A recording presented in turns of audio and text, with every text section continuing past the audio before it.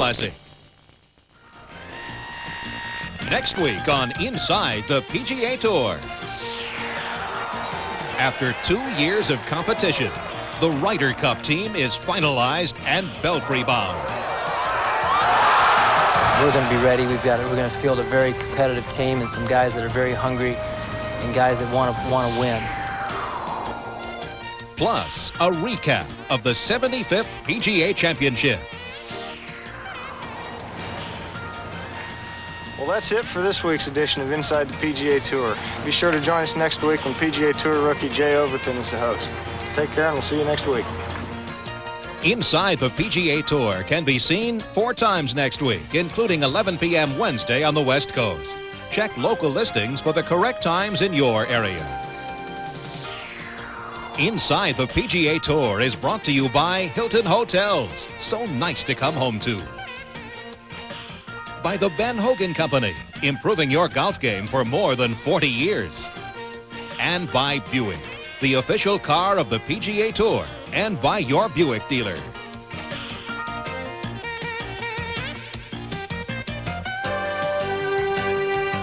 Inside the PGA Tour is produced by PGA Tour Productions.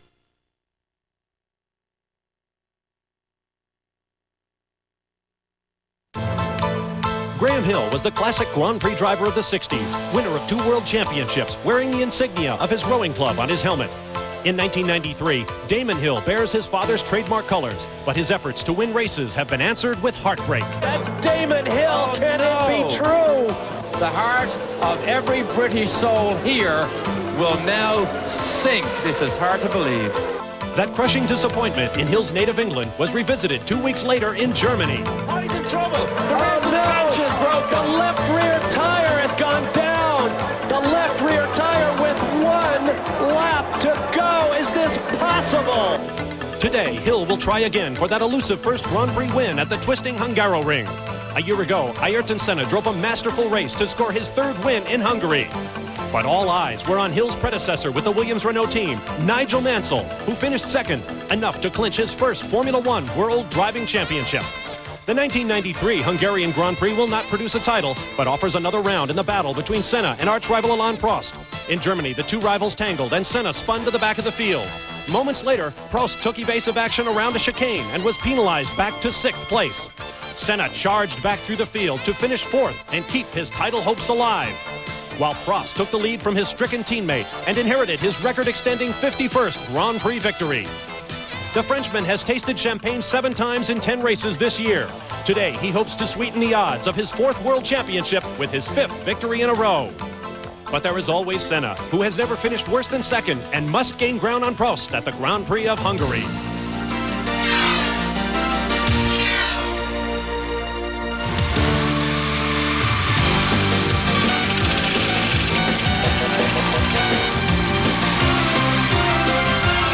ESPN, the world leader in motorsports coverage, presents Speed World.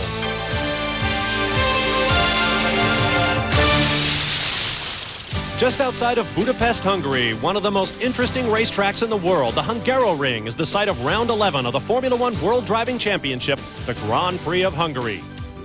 With 10 races down and just 6 remaining, the World Championship has journeyed behind what was once the Iron Curtain to Hungary, to beautiful Budapest, sitting astride the banks of the Danube River, and to the track just outside her borders that is among the most challenging in Formula One, to the Hungaroring. Hello again, everyone. I'm Bob Varsha, along with Derek Daly. There are important days coming for Formula One. If you were with us 3 weeks ago in Germany, you know that the team owners, with a push from the international sanctioning body, have come up with a 17-point plan to dictate the future of Formula One Grand Prix racing through the year 2000. Of course, Formula One has never shied away from spending money when it comes to the pursuit of speed. Elaborate computerized transmissions, 16-man pit stops that result in 5-second tire changes. But this is the era of cost and technology containment in the name of the show. And with that in mind, the teams have decided to eliminate several expensive electronic conveniences. They have limited themselves in the number of engines available to a team, and they will reintroduce refueling next year. It may be a very different sport, Derek. Yes, Bob, next year will be somewhat different, but this year so far has produced its fair share of tremendous race action. The 93 season promised so much for the American Formula One fan, but its representative Michael Andretti started badly in South Africa when he stalled at the Marlboro McLaren on the start line. Senna and Prost then waged a ferocious battle for the lead, which finally fell in Prost's favour as he stood atop the victory rostrum with the coveted trophy. The Brazilian Grand Prix, and again more problems for Michael Andretti. This time, a spectacular crash with Gerhard Berger's Ferrari going into the first corner. Alain Prost also made a mistake. In the rain, he crashes into the Minardi, putting him out of the race, leaving the door open for Senna to enjoy the adulation of a victory in his home Grand Prix. The Grand Prix of Europe, another moment of indecision for Michael Andretti on lap 1, and he crashes with Karl Wendlinger. Alain Prost stalls in the pit lane in one of 7 pit stops, and now Ayrton Senna, again the Rainmaster, clinches yet another victory. The Grand Prix of San Marino at Imola, and Michael again trying to pass Karl Wendlinger, locks up the rear brakes and puts himself out of the Grand Prix. Senna also brakes, and he can only wave to the crowd. And Michael Schumacher comes home a delighted second, but the victory again goes to Alain Prost. The Spanish Grand Prix, and something unusual, a blown Renault V10 engine for Damon Hill, Alain Prost's only challenger. It leaves Prost with a clear run to victory, and Michael Andretti finally finishes and takes 2 World Championship points for 5th place. And after Senna wins in Monaco, we move to Canada. Michael Andretti again is pushed off the start line with electrical problems, and Alain Prost gets into another duel with his teammate, but he passes him and goes on to victory. Schumacher passes the Alesi McLaren and goes on to finish in 2nd place. At the French Grand Prix, there was a Renault dominance in front of a partisan crowd. Prost wins again and Hill a 2nd. Michael Andretti enjoyed his best ever run in Formula One, coming home 6th. And then in England, 2 good back-to-back races in a row were not to be as Michael crashed again on lap 1. Damon Hill blew another Renault V10 engine, and Alain Prost cruised to an unchallenged victory at Silverstone. In Germany, race day started badly after Derek Warwick suffered this terrifying crash in the morning warm-up. On the opening lap of the race, Ayrton Senna and Alain Prost touched, and Senna spins to the back of the field. Damon Hill then went on to dominate the race, only to have a rear tire explode with just over 1 lap to go, robbing him of victory. Alain Prost took full advantage, recording win number 7. And Derek, that's why the points look the way they do. Prost by 27 over Senna, for whom this Hungarian Grand Prix is pretty much a must-win situation. Michael Schumacher and Damon Hill battling for 3rd. The points will change in 1994 as well, we should point out, honoring the top 10 drivers, not just the top 6. This ESPN Speed World presentation is brought to you by Volvo. Volvo would like you to drive safely. By Sprint. We've got everything you need, local, long distance, and cellular, to let you be there now. And by Haviland Formula 3 Motor Oil. Add more life to your car. We'll be back to attend to the matter at hand, the green light in round 11 of the Formula 1 World Championship, the Grand Prix of Hungary.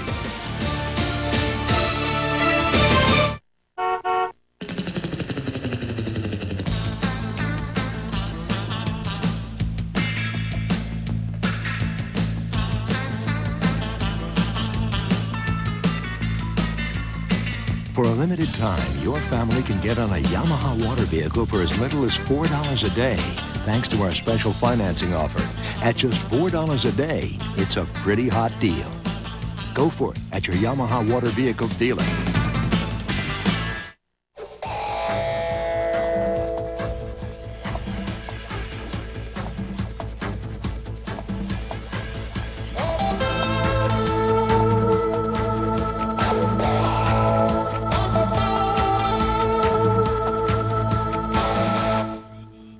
Here's a look at our Yamaha starting grid for today's race. On the pole for the 10th time this year, Alain Prost of France. In the Williams Renault, he has never won here. Next to him, teammate Damon Hill, the 9th 1-2 performance in qualifying for the Williams team this year. On row 2 will be Michael Schumacher in the Benetton Ford. The top 3 cars are all under Riccardo Patrese's 93 pole position. Next to him on row 2, Ayrton Senna of Brazil in the McLaren Ford. Those 4 cars, the top 4 in the morning warm-up. On row 3, Riccardo Patrese in the Benetton Ford. Lots of people thought Patrese would not be here for his 251st Grand Prix start, but there he is. Next to him, Gerhard Berger in the Ferrari, nursing a painful elbow that was operated on for an infection just 6 days ago. On row 4, Pierluigi Martini of Italy in the Minardi Ford with an absolutely astonishing qualifying performance. Next to him, Jean Alesi in the Ferrari, 5th quickest in the warm-up. On row 5, Derek Warwick of Great Britain in the Footwork Mugen Honda. Next to him, his teammate from Japan, Aguri Suzuki. On row 6, Michael Andretti of the United States in the McLaren Ford. He hit a curb badly in the morning warm-up, and they're working hard on his car. Next to him, Mark Blundell of Great Britain in the Ligier Renault. On row 7, Blundell's teammate, Martin Brundle in the 2nd Ligier. Next to the Minardi of Christian Fittipaldi, who had a huge crash on Saturday. Excuse me. On row 8, J.J. Leto in the Sauber and Rubens Barrichello in the Jordan. On row 9, Karl Wendlinger of Austria in the Sauber and the LaRousse Lamborghini of Eric Comas. Row 10 will be Philippe Ayot of France in the LaRousse and the Lotus Ford of Johnny Herbert of Great Britain. Row 11, Alessandro Zanardi in the Lotus next to the Tyrrell of Andrea de Cesaris. Row 12, Ukio Katayama in the Tyrrell Yamaha next to the Jordan of Terry Boutsen of Belgium. And on row 13, the Lola Ferrari teammates Michele Alboreto and Luca Badoer. Here's a look at our race analysis as the field prepares to roll off to warm up tires and engines. Very hot all weekend, 93 degrees now. You see we have a breeze blowing, but that will certainly not help the drivers. Very low chance of rain and a very hot racetrack. Former winners of this race, for some reason, Brazilians just do very well here. The 7 runnings have produced 5 winners from Brazil, 3 times Ayrton Senna, twice Nelson Piquet. It's the slowest permanent circuit in Formula One. Derek, your analysis. The Hungaroring is not everybody's favorite racetrack at all. Only the very brave even attempt to pull off passing moves here. The track is not used very often either. Consequently tends to be very dusty and dirty on the line, and particularly off it. You'll see tremendous elevation changes here as it goes uphill, across the top, and then back down again. One of the major criticisms here came from Ayrton Senna this weekend, that the curbs have been actually wrongly positioned here on this racetrack.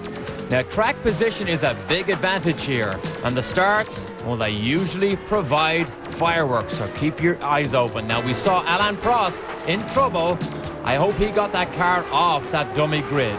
Apparently, Alain Prost, our pole sitter, did get started, but he'll have to make his way around through the field. A huge crowd on hand. You see the hillsides covered in the background. It's a very interesting racetrack. It was built on land in a valley just outside the village of Magyarád, and the track ownership owns basically just the dirt the actual pavement is on. The infield is owned by private ownership, and they don't want to hear about it from the track owners who'd like to buy the infield. So you could actually come here, sit on your land, and watch the Formula One World Championship revolve around you today. Now, all of the cars will be on the hardest possible Goodyear tire compound. We expect one pit stop around the 20 to 25 lap mark. The Goodyear tire engineers, who have not had the opportunity to test this year's smaller tires, would like to see what everybody's tires look like before they make their recommendations. So we expect one pit stop, possibly 2, and of course that always opens the door for an opportunistic driver to try to go the distance without another stop. You saw Alain Prost at the back of the field. I gather that is where he's going to start, Derek. Well, that will be a surprise. He has had terrible starts all through this year, and now when he's practiced at Silverstone last weekend, specifically he went there to practice his starts. Now he has trouble getting off the dummy grid, so he'll start at the back. Damon Hill again will take a tremendous advantage into this first corner Watch Senna. It couldn't have come at a worse racetrack for that man, Alain Prost. When was the last time we saw an empty pole position? Get set for a mad dash to the all-important first corner. Here we go. Green flag waves. Await the green light.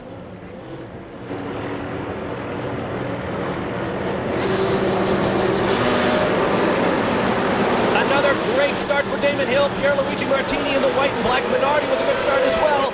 Looks like Michael Schumacher trying to block both the Ferrari and Senna on the inside.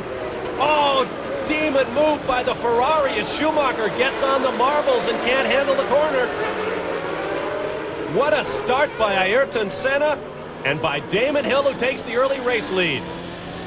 And I don't believe that Gerhard Berger pulled off that move and got away with it. He almost hit Schumacher at the start.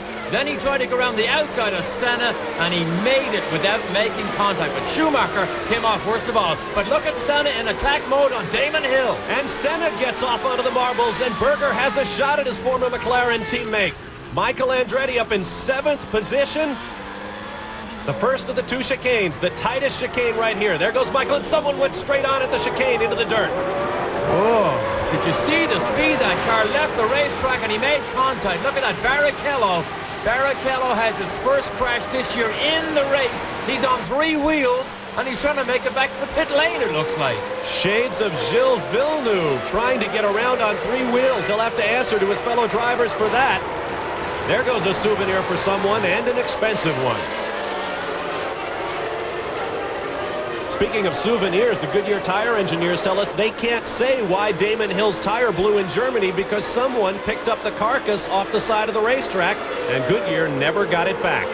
Here comes Schumacher down inside Patrese. Easily gets by. Slices past him. Decisive move.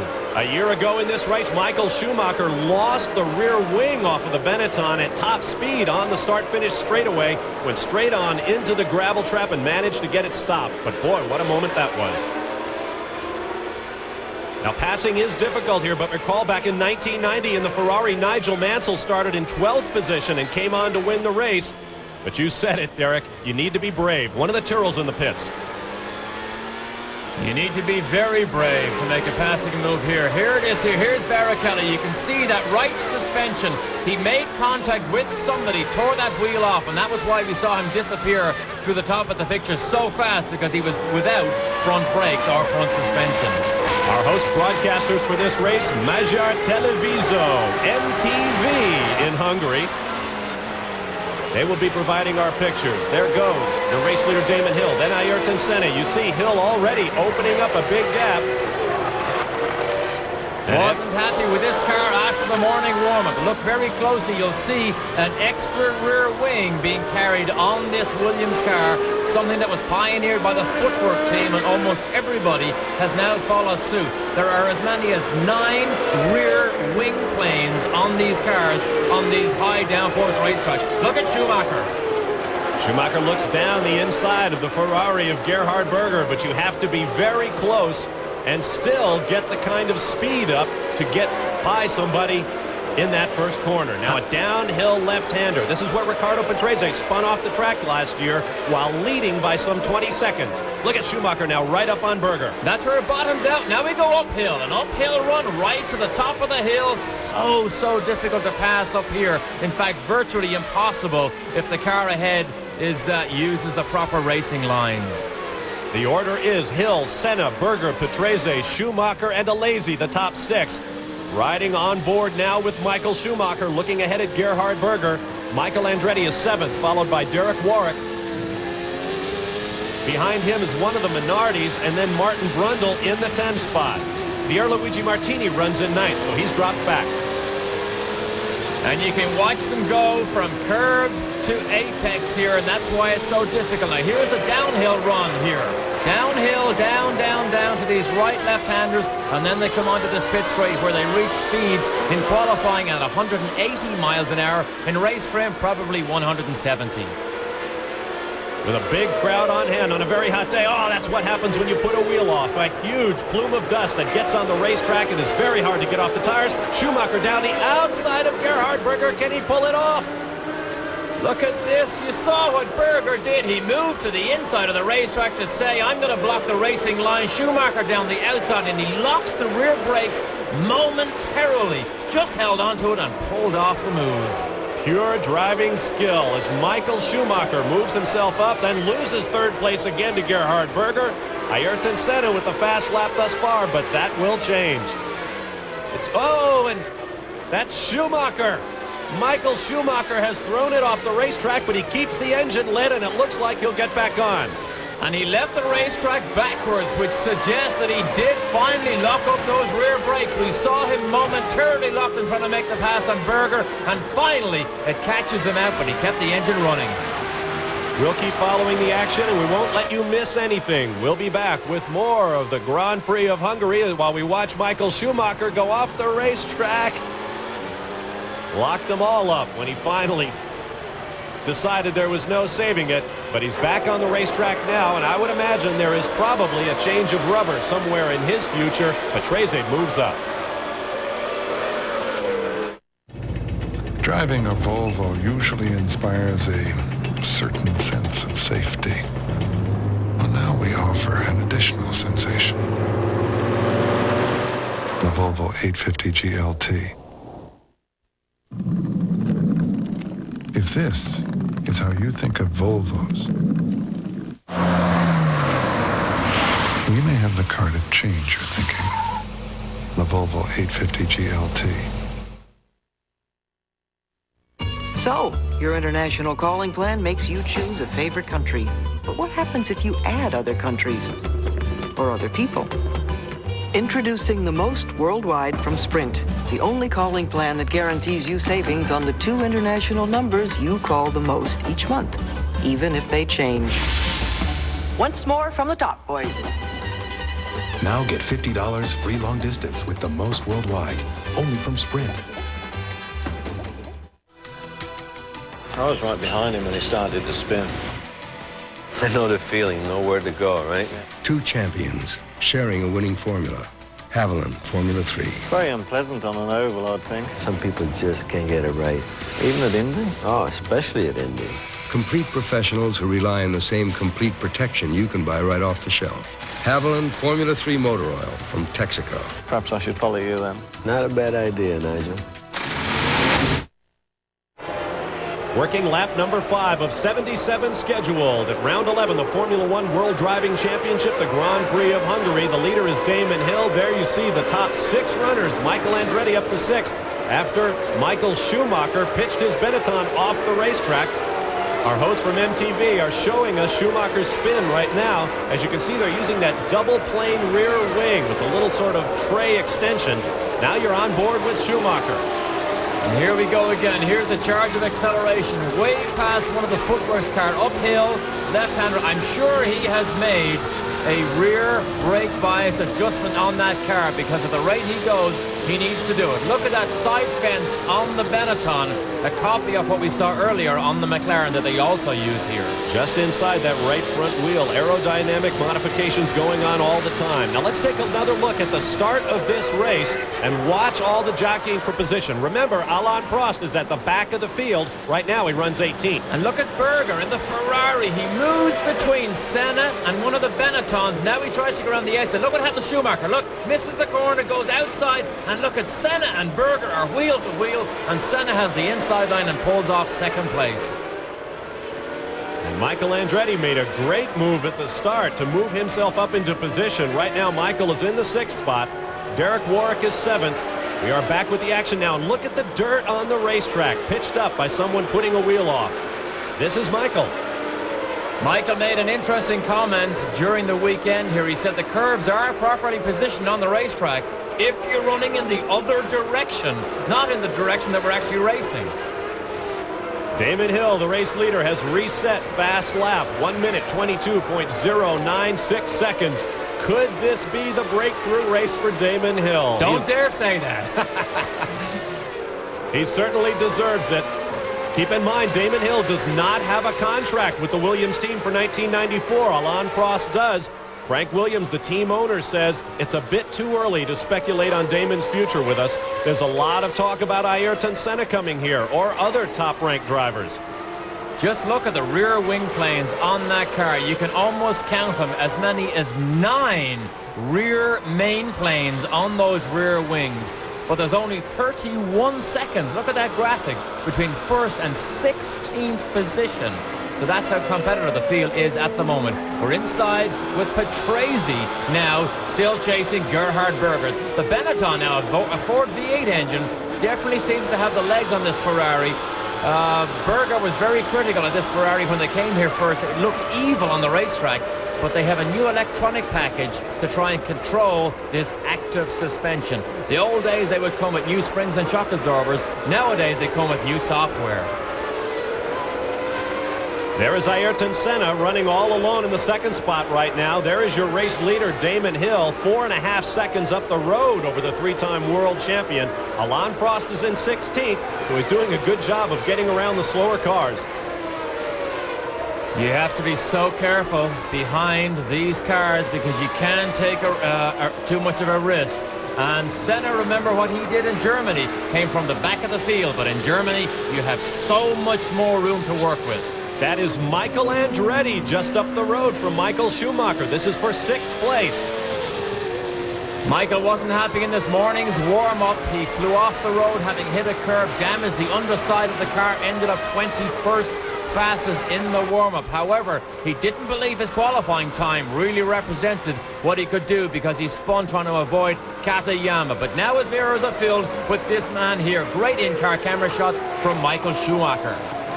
One victory in Michael Schumacher's career, and frankly, a lot of folks are wondering when the second is going to come. He was definitely the revelation of Formula One 2 years ago, but at the rate things go down in Grand Prix racing, you have to keep performing.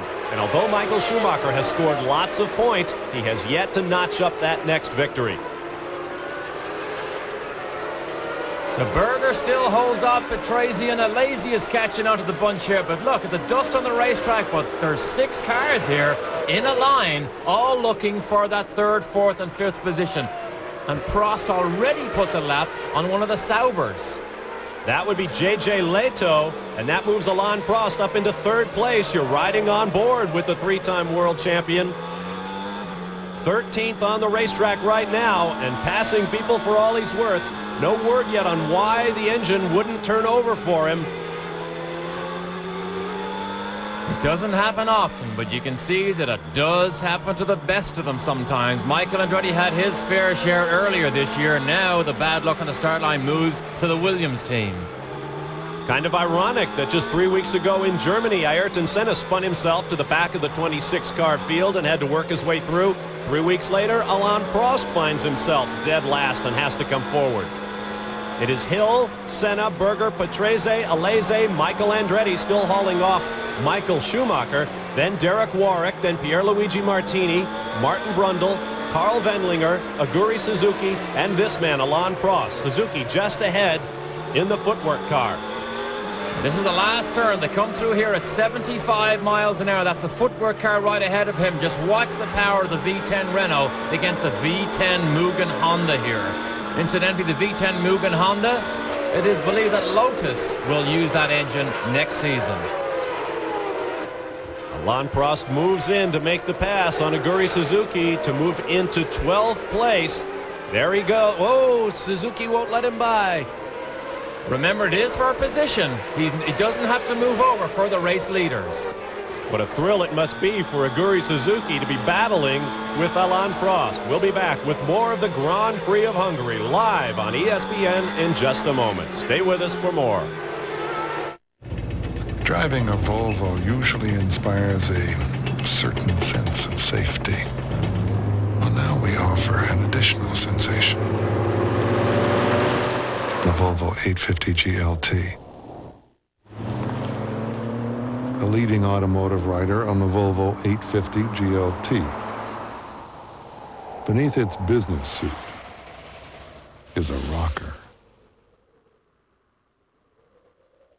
You know, to break out of the mold, I go to General Nutrition Centers for Cybergenics Phase 1 bodybuilding kit. You get a 56-page training manual and tape, plus 5 state-of-the-art supplements. GNC, the authority in sports nutrition products. While you weren't looking, something magical happened. The durability of an oil-based enamel and the easy cleanup of a latex came together. Hard to believe? Try it and see. New Duratex Colors Enamels from Red Devil for the finish of a lifetime. NASCAR excitement on ESPN. The man in black is back, and they can't stop it. Heck, they can't even slow him down. Dale Earnhardt strives to continue his dominance of the NASCAR circuit at the Champion Spark Plug 400. However, the high-banking walls and wide-open race surface stand in his way at the Michigan International Speedway. It's one of the most unpredictable races of the year. Today at 12:30 Eastern, live on ESPN. Welcome back to Hungary, a crossroads of East and West in Eastern Europe. An outpost of the Roman Empire back in the year 375 when it was overrun by the barbarians. After the barbarians, Attila the Hun, the Mongols, the Turks, World Wars I and II. Hungary, one of the most fought over territories on earth and one of the most beautiful places to come Grand Prix racing. At the Hungaroring, we have a great battle going on. You're watching the chain here, beginning with Gerhard Berger. This is 3rd, 4th, 5th, and 6th. Michael Andretti running 6th. Right now, Riccardo Patrese looking very racy behind Gerhard Berger. And so many times we've seen this in Hungary. When you break for turn 1, you can begin to dive for the apex very, very early. We see Ayrton Senna do it many, many times. In fact, every time somebody tries to pass him, the only alternative is to try and go down the outside. But a great 5-car train here, all fighting over that 3rd place. This is a tough racetrack to run close together with other cars. There is so much braking. It's so tough on engines, transmissions, brakes, and tires. A few years ago, we saw 2 collisions at this chicane right here as both McLaren drivers, Ayrton Senna and Gerhard Berger, took off both Ferrari cars in separate incidents. Here's Alain Prost. Prost, who started at the back of this field, remember, now runs in the 12th position. Now there's Damon Hill, our race leader. Well, actually, I think we've been watching Hill all along.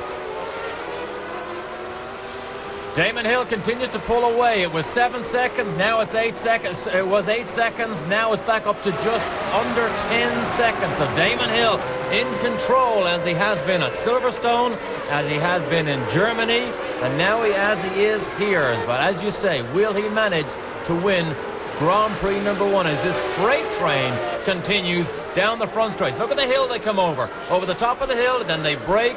And here's one of this elevation change corners. All the way down here, these corners are down, down, downhill. They go to the bottom, then they go back up again. Michael Andretti still manages to hold off Michael Schumacher, both Ford V8 engined cars. There's the view uphill run, yeah. From Schumacher's car, looking ahead at Michael Andretti.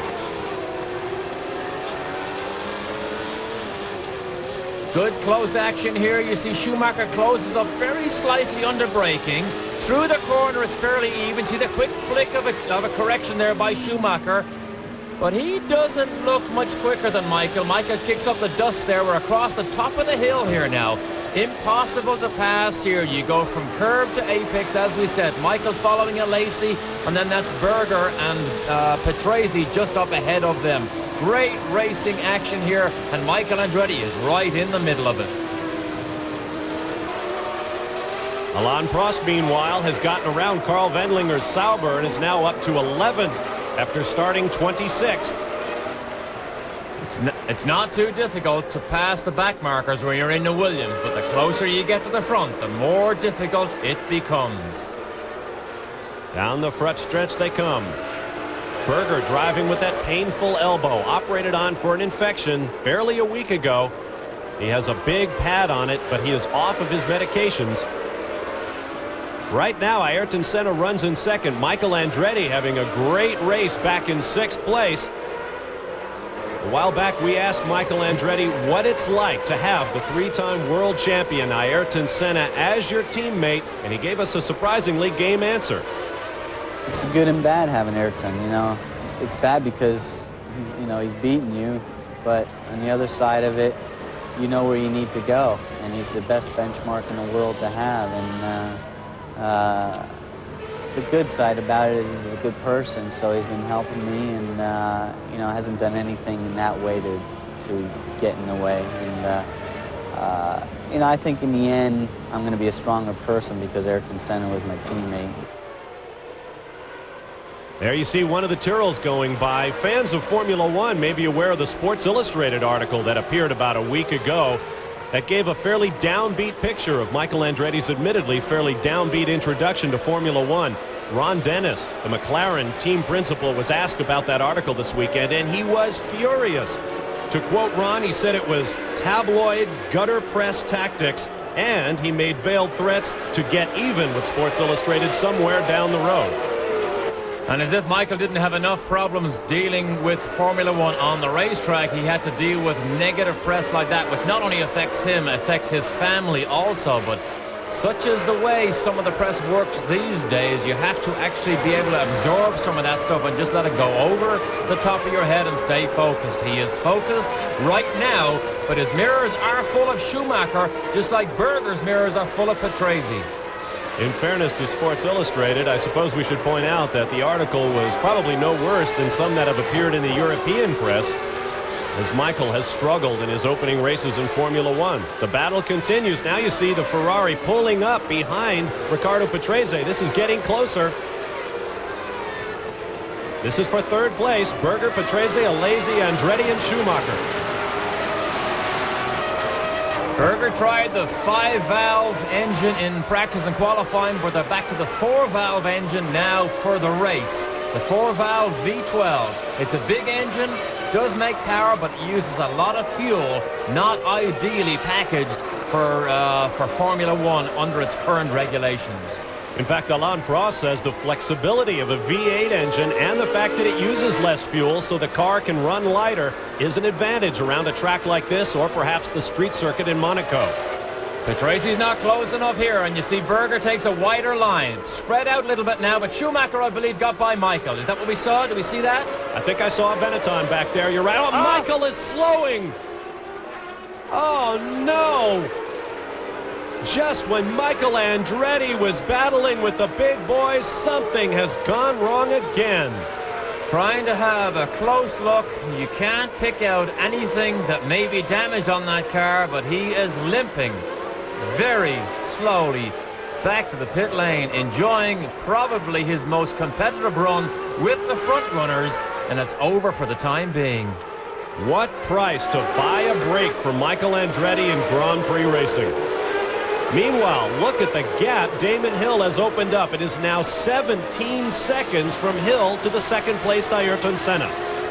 And you don't necessarily take it easy when you're in control of the race like this, because remember, pit stops may play a key role here. And Williams have said after every session, we will have to make at least one tire stop. In fact, they said it so often that we began to doubt whether they would even make a tire stop or not. They said it so often, it almost was to draw the opposition into believing that, yes, in fact, they will stop.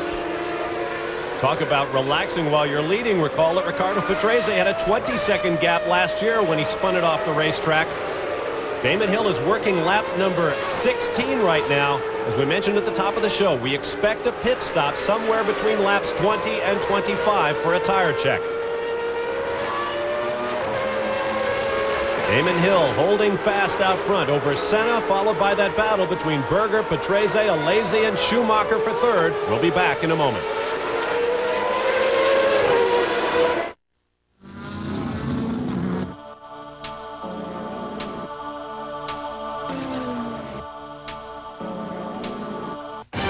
Don't wait. Get the news weekly of motoring, Auto Week.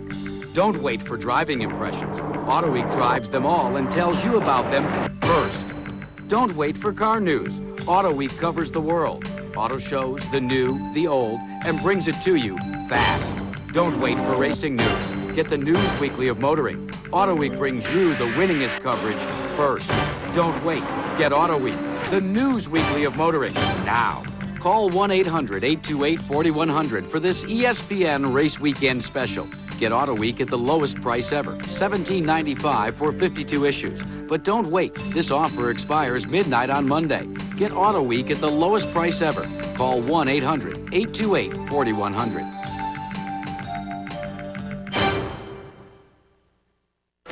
This week, the PBA's big guns shoot for the pins at the Greater Harrisburg Open. Then it's into the ring for a heavyweight battle as Orla Norris dukes it out with Timber Jack Basting. Knockdown Thursday, ESPN. Hey! Back at Hungary, here is Michael Andretti's car.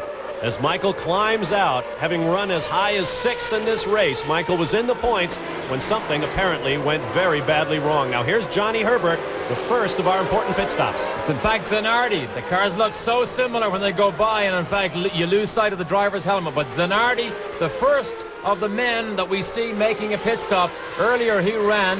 Oh, that's Senna's Ayrton off. Senna. The second McLaren is off and out, which of course makes you wonder if they had the same problem. Now the battle becomes for second place. Berger, Patrese, Schumacher, and Alesi. Schumacher having clawed his way past Alesi. Past Alesi, yes. And Patrese. There is Schumacher battling Berger, then Patrese, then Alesi. Now what this does to the championship, Ayrton Senna will score no points today. It remains to be seen what Alain Prost will do. Prost is now up to 7th and is catching, as you saw right there, catching this battle.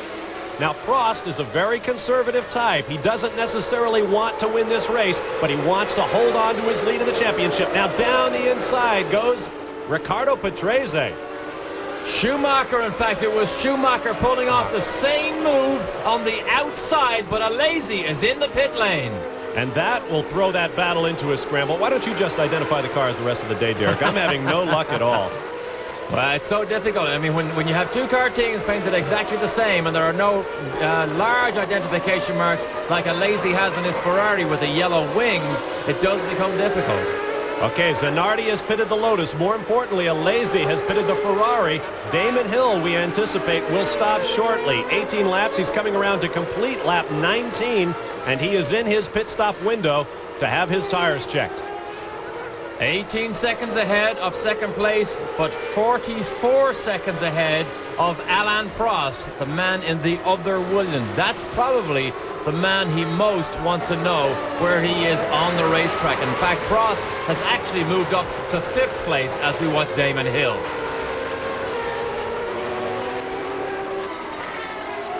Oh, here's the Prost battle right here. A lot less pressure now on Alain Prost. He will know already that Senna, his main rival, is out, and Berger peels off on the right side down the pit lane for another set of tires. So the second Ferrari comes in. No Benetton or Williams pit stops yet. There you see Riccardo Patrese being followed by Alain Prost. Patrese will now move up into 3rd, Prost to 4th as Berger pits. The watch is on. Next year, there will only be 10 men allowed to work on the car during the pit stops. There was a 5-second stop. They will also be refueling using equipment provided by the FIA, the overall sanctioning body. There will be gravity-fed fuel stops, although they will not always be required. The fuel tanks will be large enough, say the drivers, to go some of the race distances without a stop. So incredibly, after only 19 laps, Alain Prost has gone from the back of the field all the way up to 4th place. He has been helped by a couple of pit stops, but that is quite a phenomenal run, even if you are in a Williams. And of course, a couple of cars also did break and handed him a couple of positions. Alain Prost comes in with a 27-point lead in the championship. He will leave at this point with at least that much. There are 10 points for a victory. Now take a look. We call this the split season. Alain Prost and Ayrton Senna in the first 5 races of the year, basically just about even in terms of points scored. Same for Michael Schumacher and Damon Hill. In the last 5 races, Prost has outscored Senna 43-18. Now Alain Prost pits. So now we know Williams were not trying to sandbag people. They were going to make a legitimate pit stop, and Prost chooses to be first. You see that the Williams team also using that footwork-inspired cafeteria-style rear wing. Oh. Did you see how loose that rear wing was? Oh, they're in trouble. They're the rear shaking wing it. is loose on that car, and they realize it quick enough they're going to have to make a lengthy pit stop. Prost is now going to move down the order, and look at the seconds tick away. Now what will this do to the points championship? Of course, what we'd like to see is no points scored by either of our protagonists, Prost or Senna, to keep this championship going to the last few races. There is Damon Hill continuing to lap traffic. That's Terry Boutsen of Belgium. Boutsen been looking for an IndyCar ride in the United States. There are rumors going around he will not be with the Jordan team next year. This doesn't look good. This does not look good here. Look at the oil in that rear wing. That has nothing to do with the problem that you see here. That's just all the cars that he catches and tries to pass. Except, what if this is only the second time they've run this rear wing? If there's a mounting problem, Damon Hill will have to be very carefully checked when he comes in. Look at all those rear wing planes. And while this is going on, keep in mind, Damon Hill will not make his pit stop. So he will be monitoring the situation. There's Senna's McLaren off the track to the left. Both McLarens are out of the race. Coming up on, I believe that might be Christian Fittipaldi. A look down at Terry Boutsen in the Jordan. And the work continues on Alain Prost's car. Lord only knows what's going on inside his helmet right now.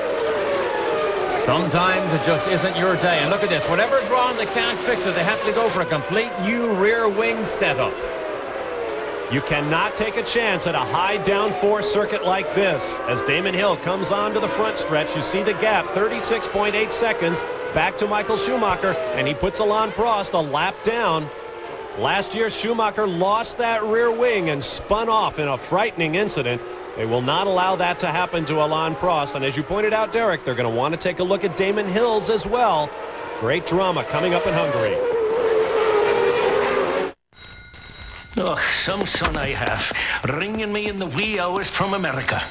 He saves money, I lose sleep. Avoid international incidents. Introducing the most worldwide from Sprint. The only calling plan with just 2 12-hour calling periods, so it's convenient to call and save. Oh, you hung up? Get the most worldwide. You'll rest easy.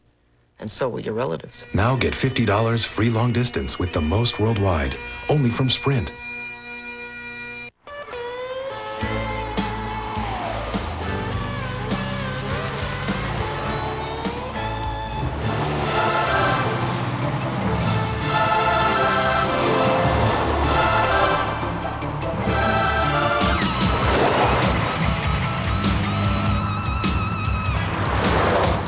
No matter what you drive, we've got you covered from H to Z.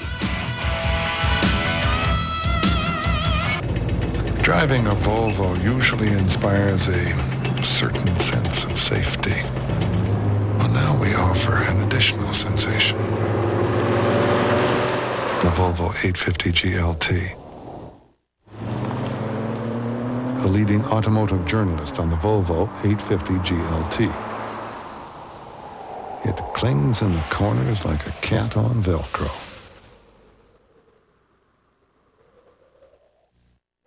Back at Hungary moments ago, this was Jean Alesi flying off the racetrack in the Ferrari.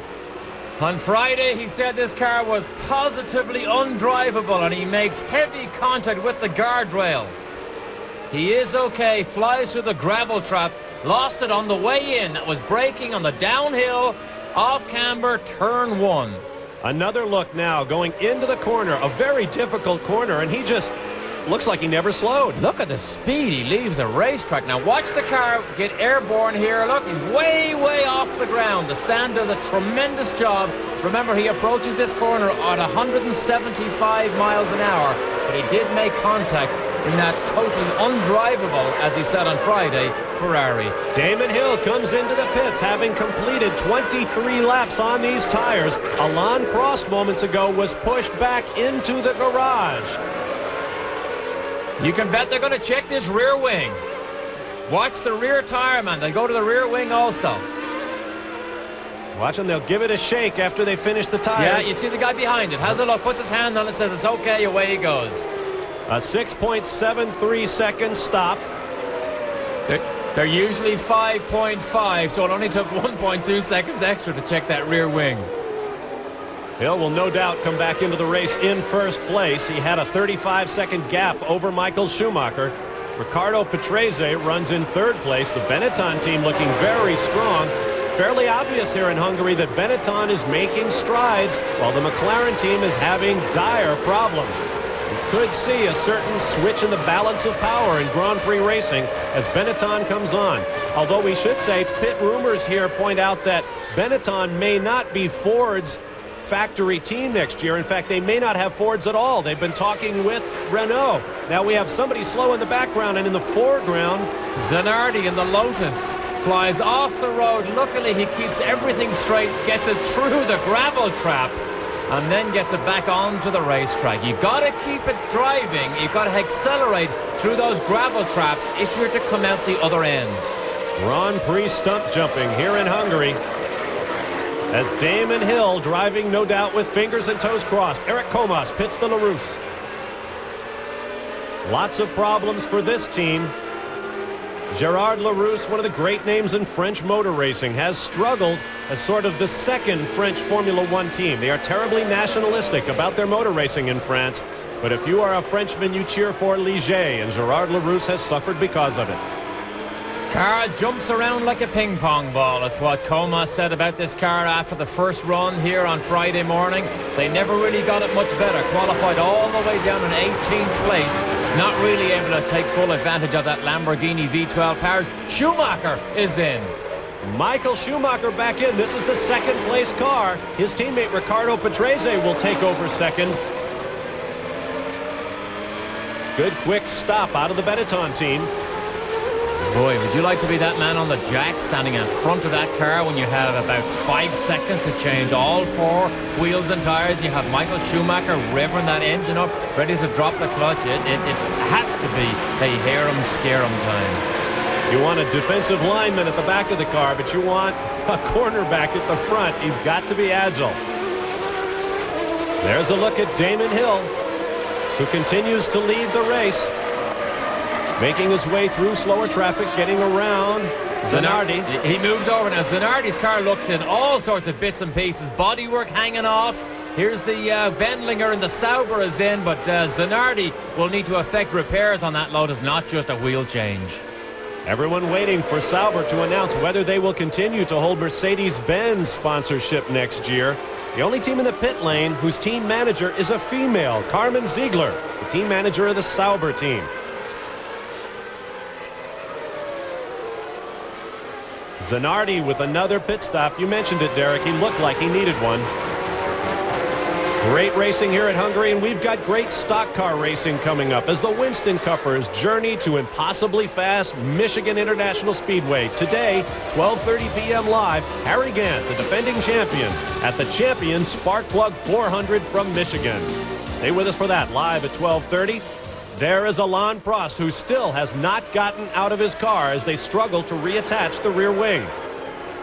The problems usually fell on everybody else's shoulders at the start of this season, and he was presented with at least 2 wins, and now the problems fall into his lap as Damon Hill now dominates this race. Most people think the Williams only wins because it has active suspension. Well, last week at Silverstone, Johnny Herbert moves over. Last week at Silverstone, Damon Hill ran a passive suspension on the Williams car. That is springs and shock absorbers, not the active hydraulic suspension, and he was only 2 seconds a lap slower. And don't tell me that the engineers and designers at Williams cannot make up that 2 seconds in the next couple of seasons. So active suspension, they will catch up on the technology that they will ban for next year, and these cars will be just as fast as ever. Word from the pits is that both Michael Andretti and Ayrton Senna suffered blown engines in their McLaren Fords. Now Alain Prost car pushed back in the pit lane. Perfectly. I am astonished that Alain Prost is still in that car and wants to get back into this race. Normally we see Formula One drivers take a walk. What is Michael Schumacher doing now? He comes in the back of one of the escape rows, so he's over now. I wonder, is this a major engine problem also? These are all Ford V8 engines as Prost, although he's many, many laps down, makes it back onto the racetrack. With the amount of cars that are dropping out of this race, Alain Prost, on reliability alone, may still pick up points. 9 minutes and 52 seconds on that pit stop for Alain Prost. That won't set any records, except the slow ones. You saw the 22 of Luca Badoer in the pits. He is 1 lap down, and soon to be another. As Damon Hill comes around. Okay, you are Damon Hill. You have dropped out in the closing laps while leading at the last 2 Grand Prix. Now you see everyone in the field dropping out around you. What could be going through your mind as Michael Schumacher walks away?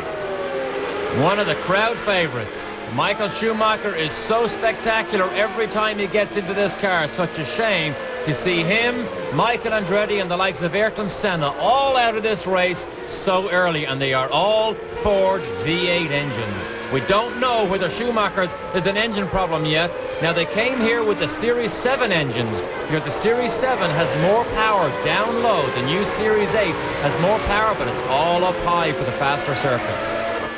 Well, this leaves us with a very interesting leaderboard as Riccardo Patrese brings his car into the pits. Damon Hill leads, and we could have a big shake-up in the points. Stay with us.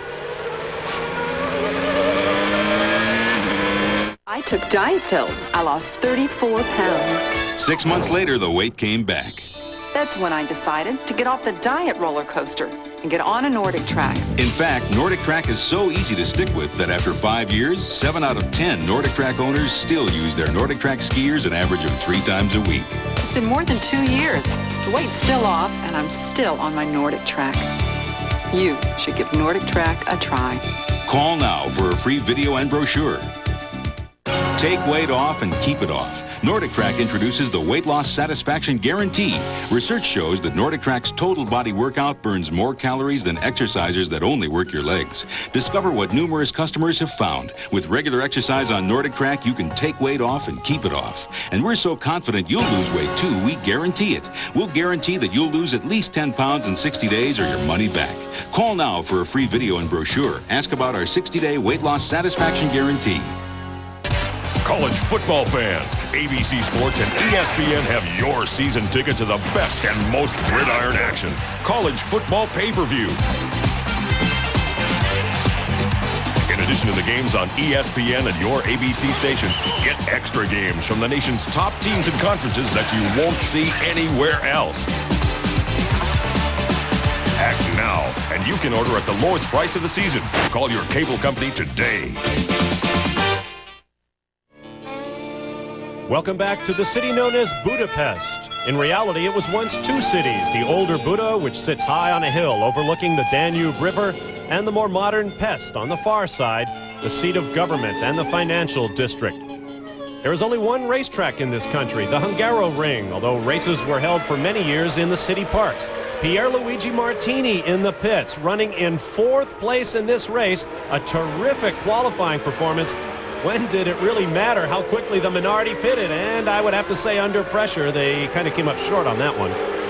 That was a pressure pit stop for the Minardi team. They're never in a points-paying position this early in the race, never mind running as high as 4th, but a tremendous qualifying for Minardi, qualifying in 7th place. But remember, this is one of the smaller teams that needs championship points to qualify consistently for that FOCA benefit money, which can be millions of dollars per year if you're one of the chosen few. And it also brings one of next year's new rules into play. Rather than requiring complete unanimity of all the teams in the pit lane in order to make changes in the way Grand Prix racing is run, in the coming years, it will be only those teams that have scored in the top 10 in the World Championship in the preceding couple of seasons. So Minardi has a lot riding on the shoulders of Pierluigi Martini, presently in 5th place after that pit stop. Another car comes into the pit lane. This is Derek Warwick in the Footwork Mugen Honda. Another guy we haven't been able to talk much about except for his savage crash in Germany 3 weeks ago.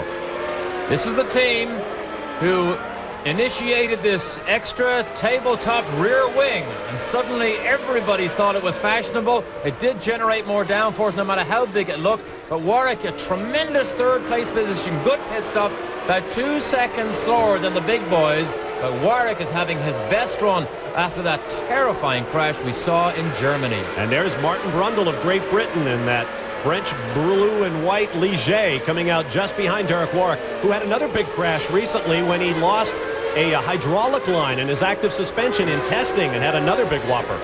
Big whopper at Silverstone. He left the road at 180 miles an hour. Didn't make heavy contact, but what a scare Warwick must have had to come so soon after that Germany crash.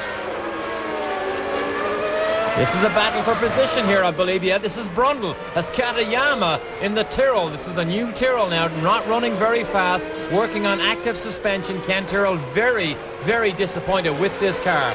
But good pit stop practice here. Look at all the rear wing planes they have in this car. They don't have a forward one. They have them all stacked below the main plane of the rear wing.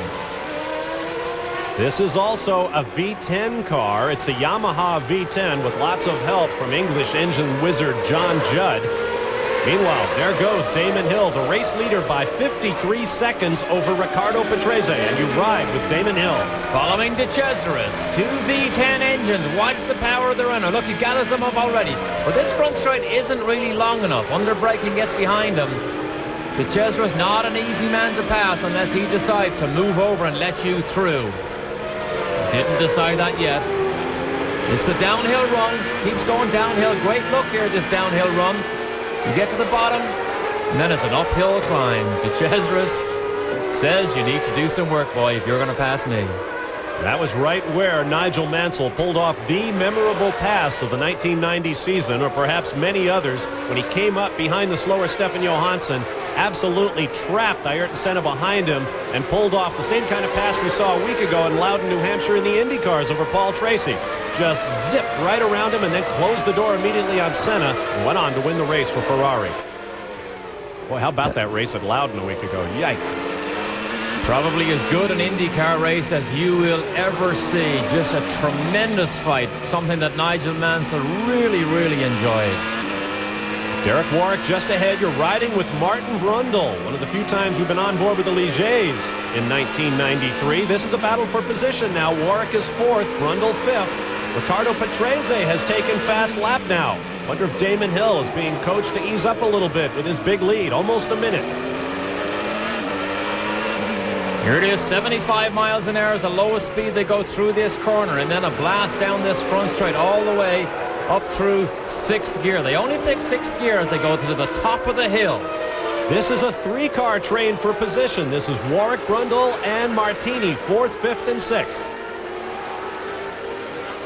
The running order, Hill, Patrese, Berger, these three, Warwick, Brundle, and Martini. Then Johnny Herbert in the Lotus in 7th. Carl Wendlinger in the Sauber 8th. Mark Blundell in the second Ligier is 9th, followed by Aguri Suzuki in 10th.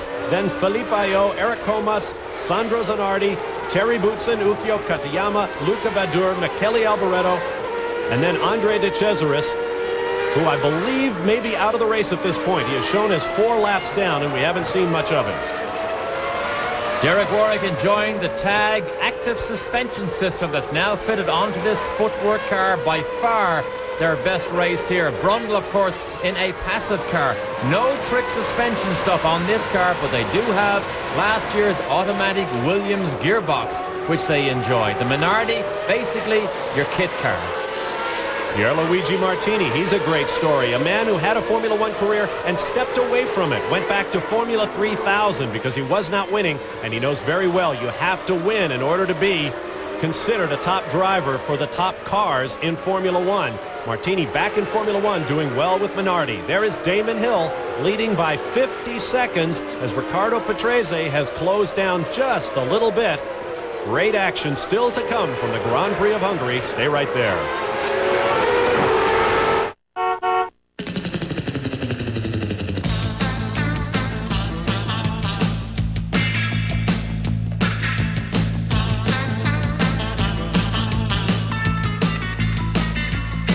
For a limited time, your family can get on a Yamaha water vehicle for as little as $4 a day, thanks to our special financing offer. At just $4 a day, it's a pretty hot deal. Go for it at your Yamaha Water Vehicles dealer. Remember those old dirt tracks, AJ? The dirt would just heat up the engines. 2 champions sharing a winning formula. Haviland Formula 3. My favorite win was going to be in '69. I had to give it to you. You shouldn't have even made a half a lap. Complete professionals who rely on the same complete protection you can buy right off the shelf. Haviland Formula 3 motor oil from Texaco. Heck, I still feel if I can't win, I don't want nobody to win. I'll try to remember that, AJ. Do that. If you demand more from an aftershave than that same old alcohol burn, you gotta try a brand new aftershave. New Sensitive from Old Spice. It's alcohol-free because alcohol burns. That's why they took it out and put these new cooling sensates in for real refreshment to go with that great scent. It's proof aftershave doesn't have to hurt to work. So use New Sensitive and you might get burned. Take the heat out of aftershave. Demand proof. Try new alcohol-free Sensitive from Old Spice.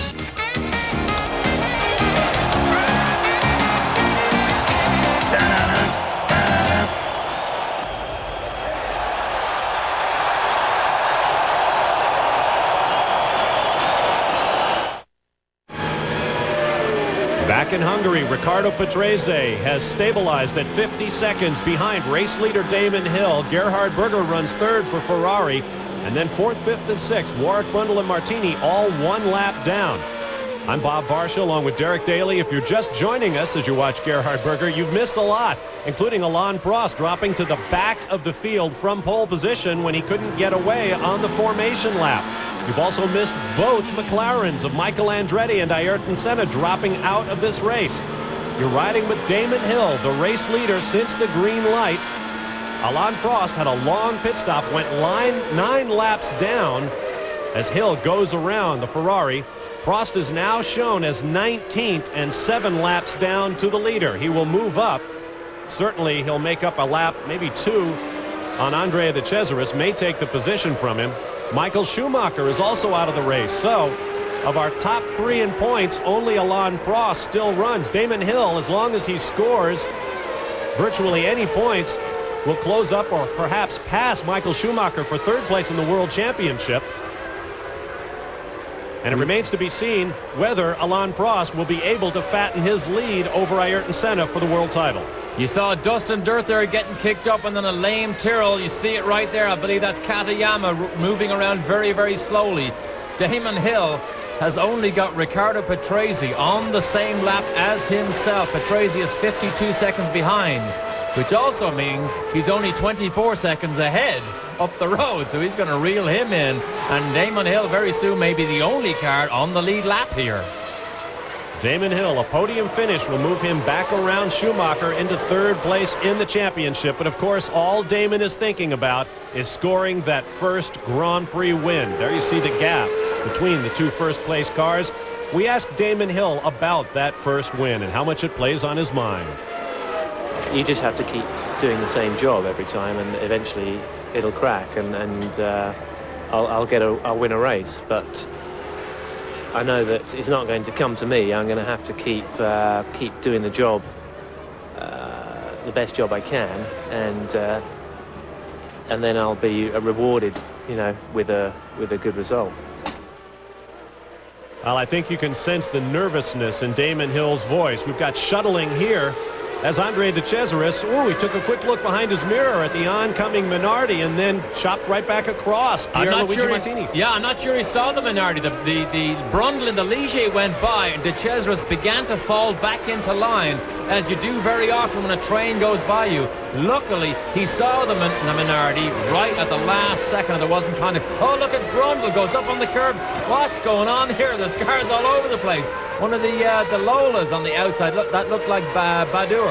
It did look like Luca Badur, the defending Formula 3000 champion, who's really gotten into the deep end at Formula 1. The Lola team will not have Ferrari engines next year, and they're talking about a merger with another team, perhaps Minardi, to try to get the resources together to move up. Martin Brundle in the middle in the blue car, chasing countryman Derek Warwick.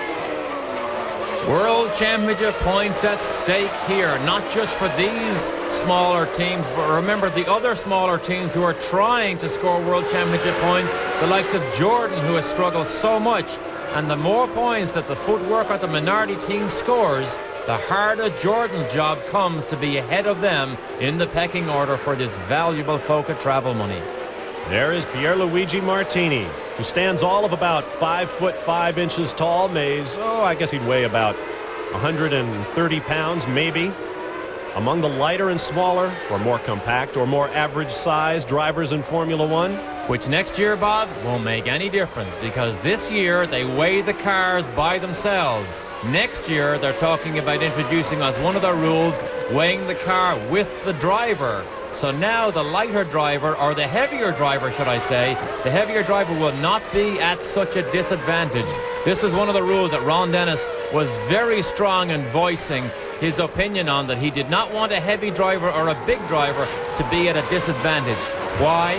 Well, 10 pounds in weight is worth 1/10 of a second on a normal 2.5-mile road track. So if your driver is 10 or 20 pounds heavier than somebody else, Dennis said you should not have to give up that time because the driver was physically built a little bit too heavy. Talent comes in all shapes and sizes in motor racing, as in everything else. As you can see, Hill and Patrese, the top two cars, the only ones on the lead lap at this point. But then the next few cars all the way back to 14th are all on the same lap. So there's great racing going on all the way around the racetrack. You can catch a quick glimpse of some of the curbs that have been very critical about these curbs. They don't actually extend far enough on the exit of these corners. You can watch the cars come out. Oh, look at this. Johnny Herbert, I believe, has high-centered the Lotus on those curbs you were talking about, Derek. Yeah, exiting. Has he kept that thing running? I'm not sure he has.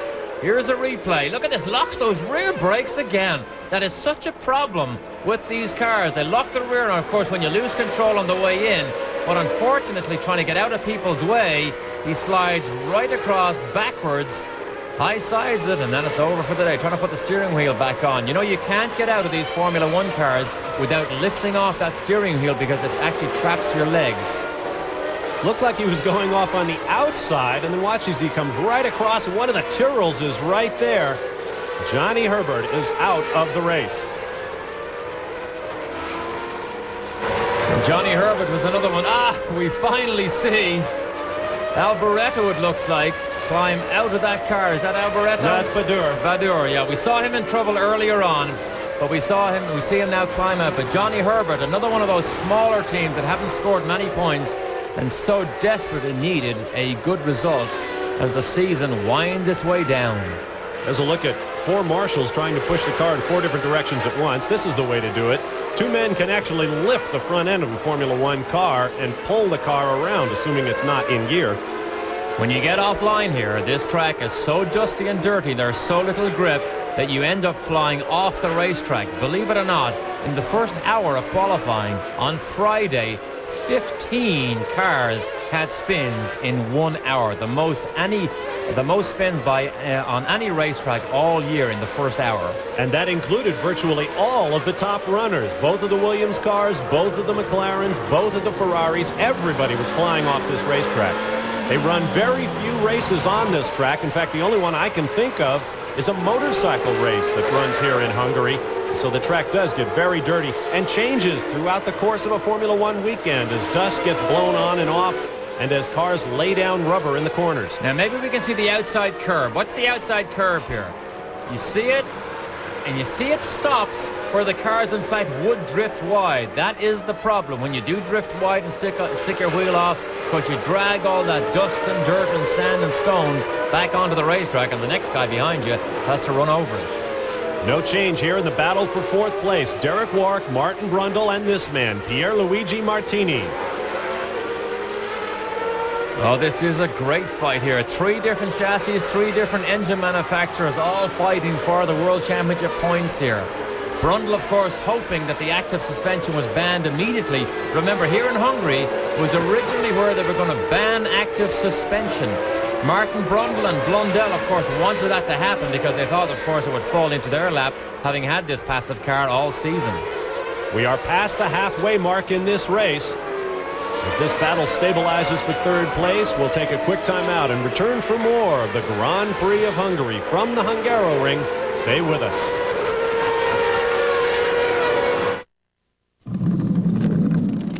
If this is how you think of Volvos, we may have the car to change your thinking. The Volvo 850 GLT.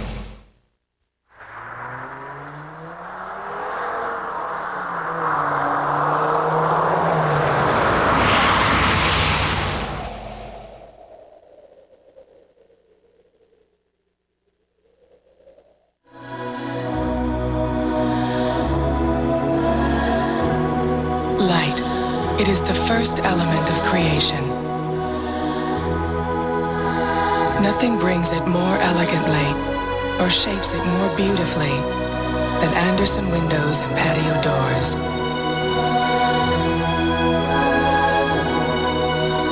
Come, live in the light of Andersen windows. Come home to Andersen.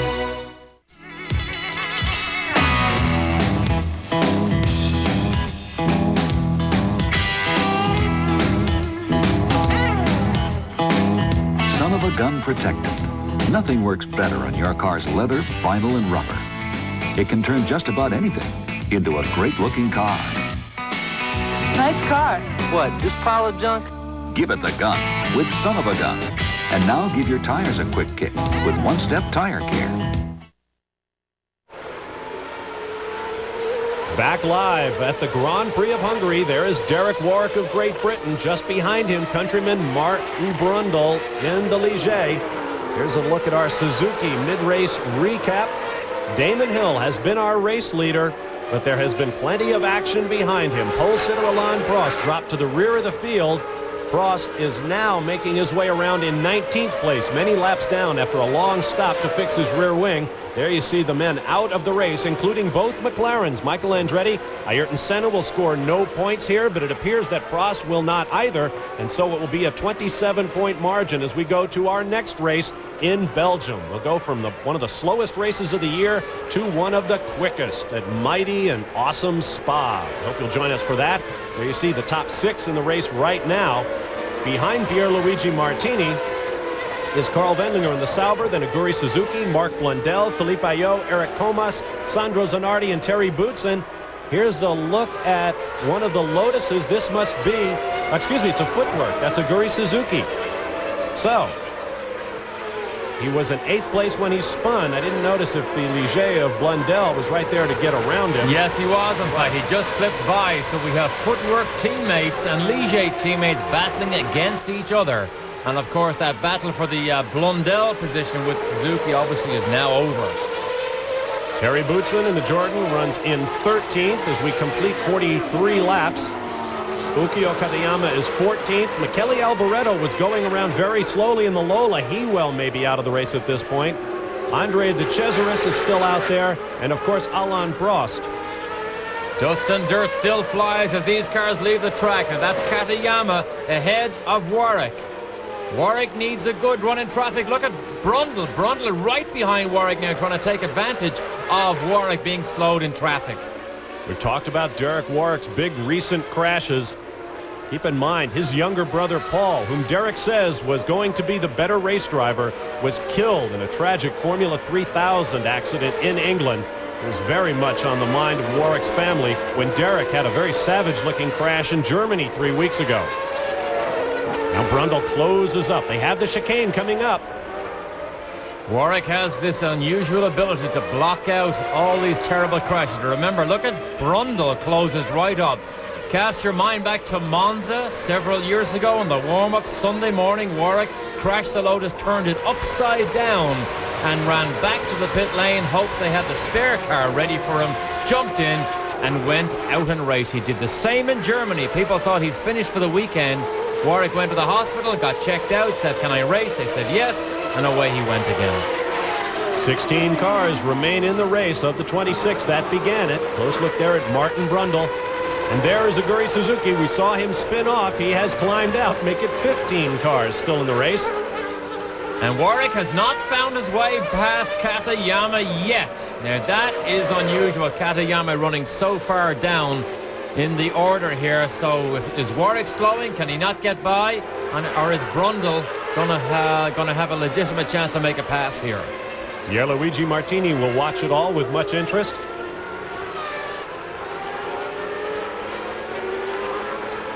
Now, in addition to the rules package, which has been passed and approved by Formula One, the 1994 proposed Formula One schedule is also out. Here's what it looks like. South Africa, although it's very dicey given the civil situation down there, we will go back to Donington Park, it appears, on either the 10th or 17th of April.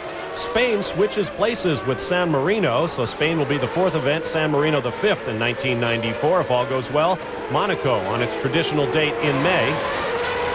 Then Canada, France, Great Britain, Germany. Will Hungary be back next year? We don't know. There are rumors about Japan and Indonesia. There's also talk about a U.S. Grand Prix being back on the schedule. We talked about the Washington rumors. We'll be back to that in a moment, but here is our race leader, Damon Hill, with lots of time in hand as he makes his second tire stop.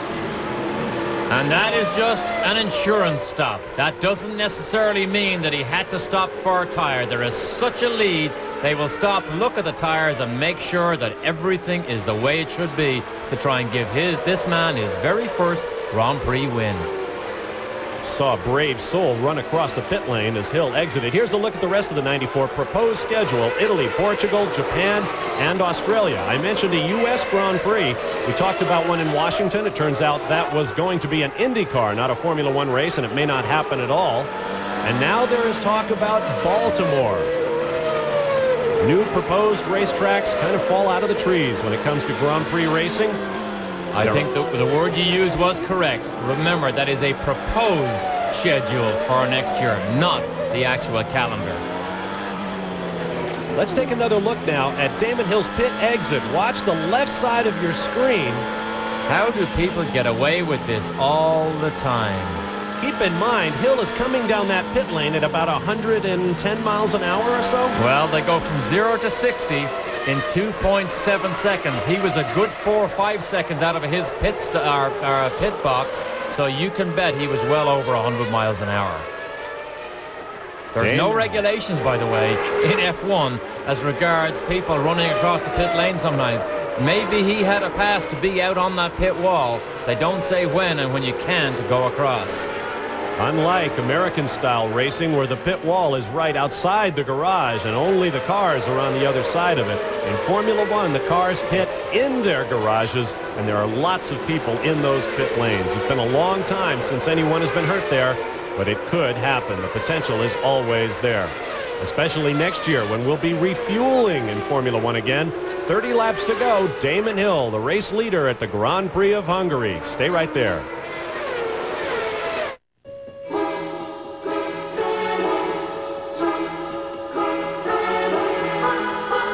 The Suzuki GSXRs. First, they win more road races than any production motorcycle in history.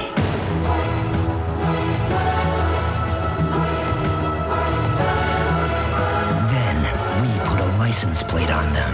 The new liquid-cooled GSXRs, now available in 600, 750, and 1100 octane. What do all these police officers have in common?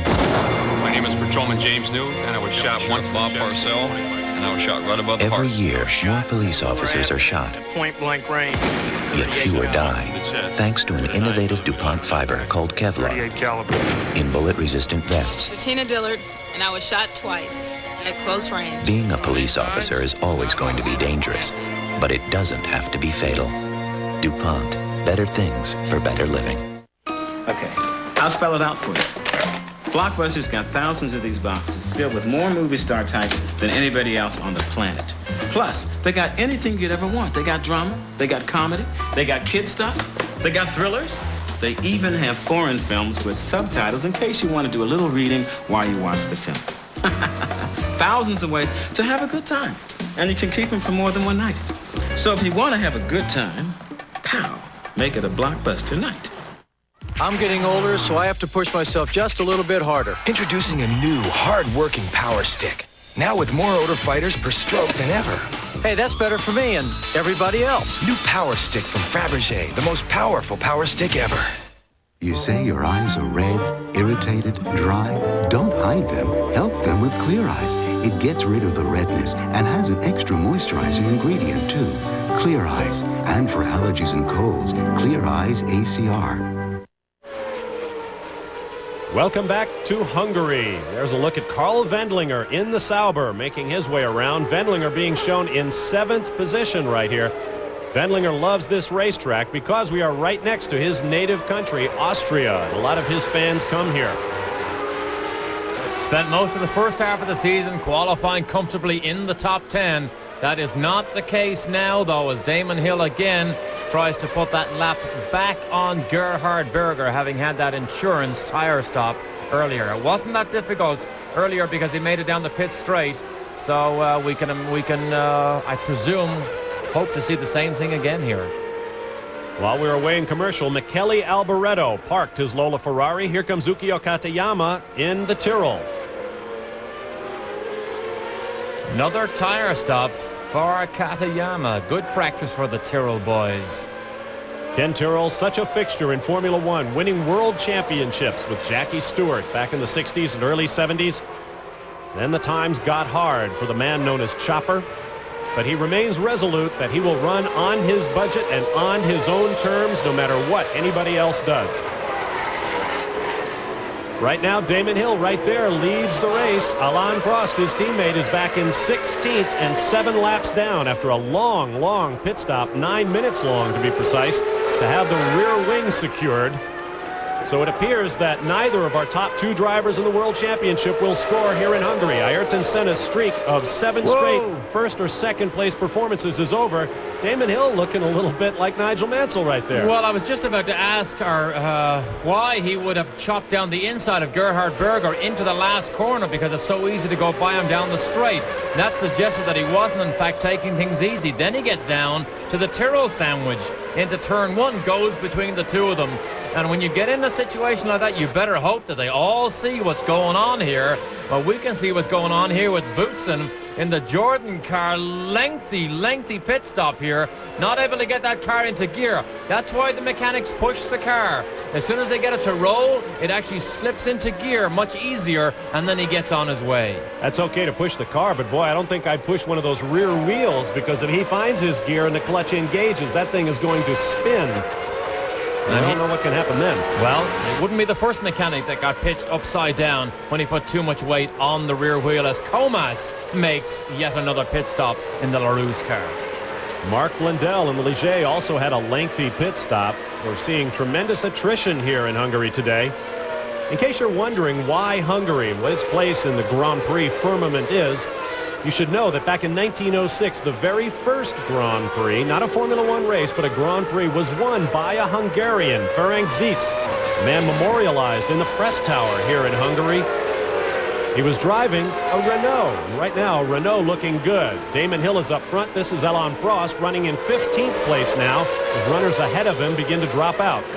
He needs lots and lots of help if he's to score a World Championship point, which this year is the top 6, and next year will in fact be the top 10. So you'll have even more incentive next year to continue running no matter how many laps you are down, because World Championship points go all the way down to 10th place.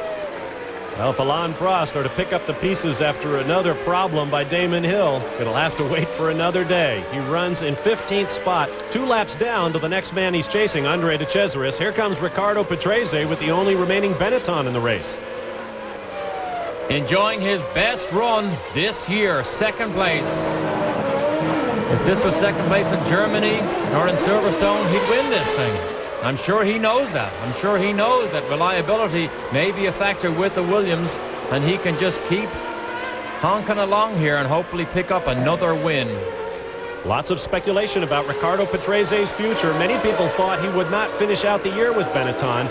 Ayrton Senna, believe it or not, has made certain innuendos to the Brazilian press that he wouldn't be averse to driving a Benetton Renault next year, if in fact the Benetton team can find the handle on Renault engines. We mentioned that they may not be Ford's factory team next year. As you watch Damon Hill, he has reset fastest lap. The record is by Nigel Mansell at 1:18, by the way. So I would guess we will not see that record change this year. Word up and down the pit lane is that Renault may expand and run engines with another team. Bernie Ecclestone is pushing for that at the moment, because he doesn't want to have this total dominance by just one team. Ford engines, they may just become a customer engine, not in fact have a factory-supported team. And also we hear that McLaren have not got their engine program signed and sealed for next year, and they also would like to enjoy this considerable Renault horsepower in the back of the McLaren. So you may see lots and lots of Renault engines. Now the biggest problem is not producing the engines, it's actually having enough people to rebuild the engines during the season. That's what Renault have to be comfortable with. Look at the Renault performance. After 10 Grand Prix, the William Renault team has scored 105 of the 160 points available. That, folks, is domination. That is domination, and if you go back to just qualifying alone, it's staggering to think that Williams now have, I believe, 19 consecutive pole positions in a row. And that is a record. 9 1-2 qualifying performances this year. Berger pits the Ferrari. Of course, if they're consecutive pole positions, they would be in a row, wouldn't they? I mean 1-2s, taking the entire front row. Berger is back out. The battle continues for fourth place. Derek Warwick has held off his countryman. Martin Brundle cannot find a way around the Footwork car. Footwork, another team that may be changing engines next year. The Mugen Hondas, as Derek mentioned earlier, could be going to Lotus next year. And Footwork says their engine situation for next year is in negotiations. So the Mugen Honda will go to the Lotus next year. It remains to be seen what Footwork will run. We'll be back. Compare guarantees on brake jobs. Midas doesn't beat Speedy. Now compare estimates and we'll really stop you. Speedy will always beat Midas. Always. Call us on it. On Denby Boulevard for guaranteed quality service you can depend on. From brakes to alignments. Call us on it.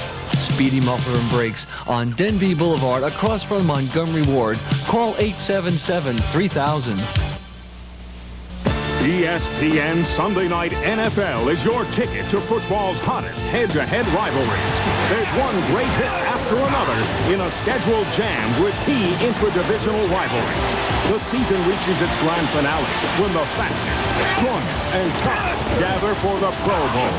Live on ESPN. Catch the NFL live on ESPN, sponsored in part by your Hampton Roads Dodge dealers.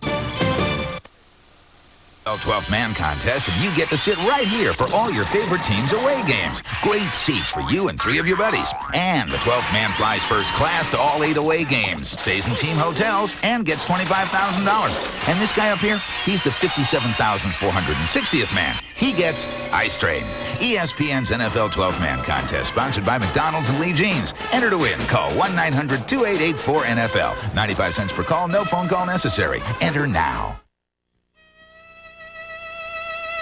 Back in Hungary, still coming out of the doldrums of the years when it was a communist country. Of course, Hungary has always been the most progressive of the former communist countries, including the 1956 Bloody Revolution that led to invasion by the Soviet Union. Today, Hungary is a vibrant country, Budapest a vibrant city, and we've had a terrific Grand Prix of Hungary, round 11 of the World Driving Championship.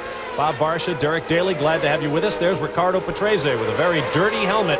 He runs in second place, now 1 minute and 13 seconds down to leader Damon Hill, who could win. I'm not saying he will, I'm not saying he might. Could win that first Grand Prix victory today. We want to do nothing to jinx poor Damon. Behind Patrese, Derek Warwick, Martin Brundle, and Pierluigi Martini still battle for third place, a lap down. Then Gerhard Berger in the Ferrari, and Carl Wendlinger in the Sauber. Philippe Ayot, Mark Blundell, and Eric Comas round out the top 10. Berger, of course, ran in that third place and made yet another pit stop, so he's moved down the order. He has fresh tires, so we do expect him to join that Warwick, Brundle, and Martini battle. This is a long race in Hungary. Keep in mind, in Germany 3 weeks ago, the race was run in 1 hour and 18 minutes. Here it's likely to go 1 hour and 42 minutes or so.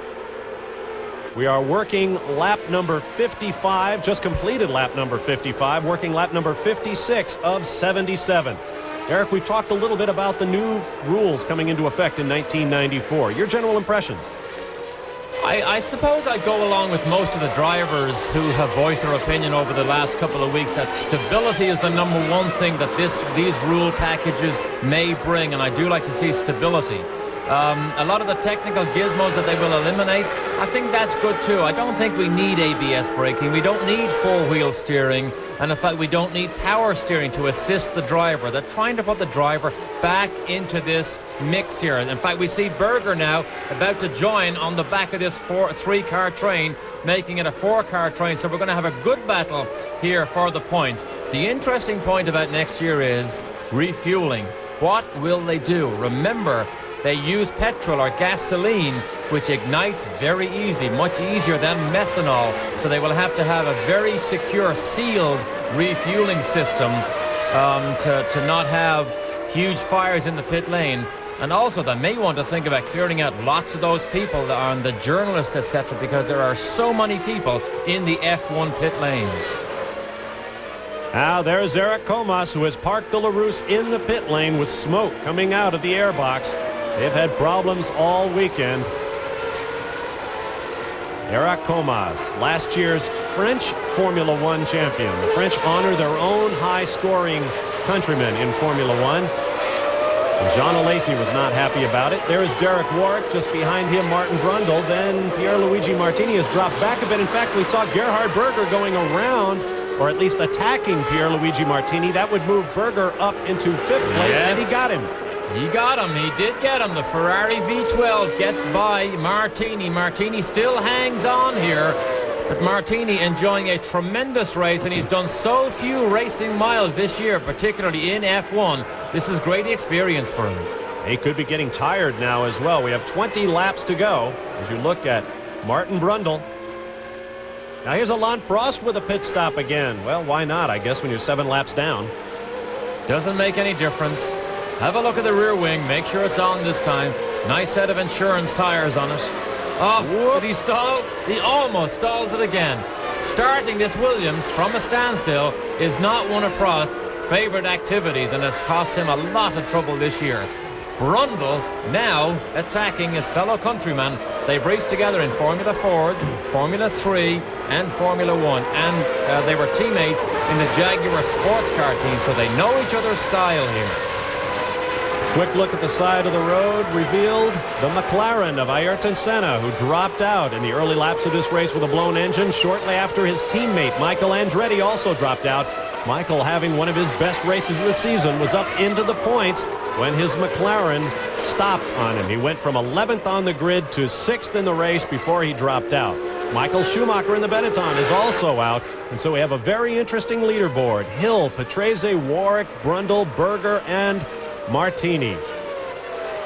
Now Brundle now catches a mirror full of Berger. He knew he was catching him because his pit board would have said that, but Martini chooses to make a pit stop and put 4 fresh tires on and get back out and try and catch Berger. He'll be a long way behind, though. And Berger has fresh tires, so it may have been too little and too late for Pierluigi Martini. 6.42 second pit stop. The Minardi boys have improved about 3 seconds between stops. Wendlinger is probably the man that Martini is watching closest of all. He is in 7th place at the moment. A World Championship point will go to the Minardi team if they can fend off Wendlinger. Look at this train here. Warwick, Brundle and Berger are all covered by a blanket here as they go across the top of the hill and then start to go downhill. The car leading the train is laps down. I believe that's Andrea de Cesaris. The car is certainly a Tyrrell. Let's see what happens in traffic. When they get on the front straightaway, that's everybody's preferred passing place. And you got a guy like Gerhard Berger. He'll take his passes anywhere he can find them. Oh, he made that one right here. Oh, and he hits Martin Brundle. I can't believe he made such a lunge down the inside, and he may have got away with it, but he certainly hit Brundle a fair old smack on that right front suspension. I bet Martin might have a couple of words for Gerhard Berger after that. Berger, remember, driving with that painful elbow. He had an infection that was operated on just 6 days ago. Here's another look. Now watch this here. He goes offline. Look, he's a full car length behind. Brundle turns in, and then Brundle sees him. Tries to give him room, and Berger had no hope of making that corner. Berger would not have made that corner normally on the right line. Smacks Brundle out of the way and takes the position. Well, as I said, Berger will take his passes wherever he can get them, and if he can't get one, he'll make one. That puts Berger now up into the 4th spot. Hill, Patrese, Warwick, Berger, and Berger begins to launch his attack on 3rd place. We've got great action to come. We won't let you miss anything. Stay right with us for more from Hungary.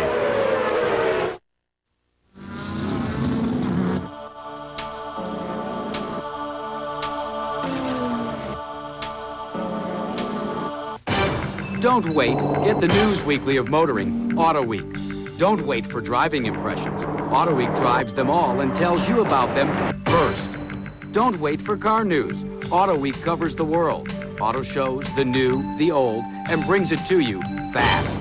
Don't wait for racing news. Get the news weekly of motoring. Auto Week brings you the winningest coverage first. Don't wait. Get Auto Week, the news weekly of motoring, now. Call 1-800-828-4100 for this ESPN Race Weekend special. Get Auto Week at the lowest price ever, $17.95 for 52 issues. But don't wait. This offer expires midnight on Monday. Get Auto Week at the lowest price ever, Call 1-800-828-4100. So, your international calling plan makes you choose a favorite country. But what happens if you add other countries or other people? Introducing the most worldwide from Sprint, the only calling plan that guarantees you savings on the 2 international numbers you call the most each month, even if they change. Once more from the top, boys. Now get $50 free long distance with the most worldwide, only from Sprint. NASCAR excitement on ESPN. The man in black is back, and they can't stop him. Heck, they can't even slow him down. Dale Earnhardt leads the field at the Champion Spark Plug 400. Today, live on ESPN. Back in Hungary, Gerhard Berger almost tried to take 3rd place from Derek Warwick at the same spot where he took 4th place from Martin Brundle on the previous lap, although he did it with an NHL-style hip check. This is for a position on the podium. Berger looks down the inside, but he didn't have enough of a run at him. Berger was uncomfortable here on Friday. He was bothered by the medication. Look at the dust that gets kicked up by De Cesaris in the Tyrrell. But Berger was bothered by the medication he was on after that elbow surgery. Is that the Minardi? It must be.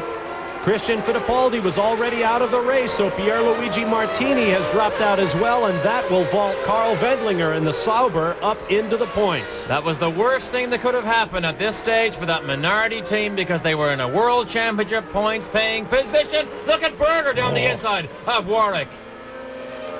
Berger has seen war and peace in that corner before. He was in one of the Ferraris that was knocked off the racetrack. Excuse me, he was in one of the McLarens that knocked Ferraris off the racetrack a couple of seasons ago. I can't remember if it was Mansell or Alesi that he got. There he is. Oh! Whoa, whoa. Big impact. Look at, he broke the rear wing, but he almost hit those people at the outside of that barrier. Berger is still in attack mode on Warwick. Warwick is on the rostrum as we stand now, and Berger wants to be there.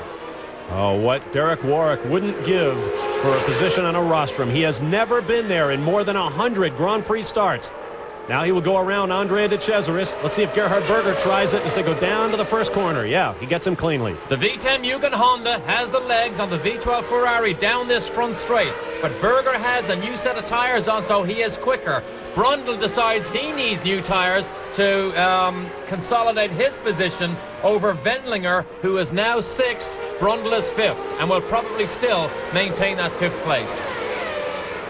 Now this is the top of the hill where Berger is quicker through the corners.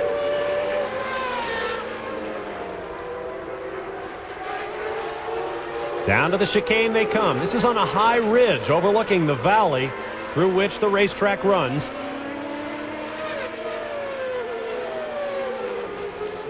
Here's this is another Minardi again. From MTV, we get a slow-mo replay. Watch this impact. There's the key. Look at the barriers move right back as those tires try and absorb the energy from that car leaving the racetrack. Now this is where Berger is very good on his attack on Warwick. We thank MTV for the slow-mo pictures of Martini's crash. Of course, that is not MTV. You're not about to see an AC/DC video. What that was Magyar Televízió or something like that. My apologies to everyone who speaks Hungarian out there. Now Warwick knows he has the legs on Berger down this front straight. He doesn't have to worry. But look how much he closes up in the braking zone. Now we go downhill to the tighter sections. Berger is faster here. But we said earlier, it is so difficult to pass. Let me correct myself. I said that Derek Warwick has never had a podium finish. I don't believe that's correct. Warwick actually did make the podium.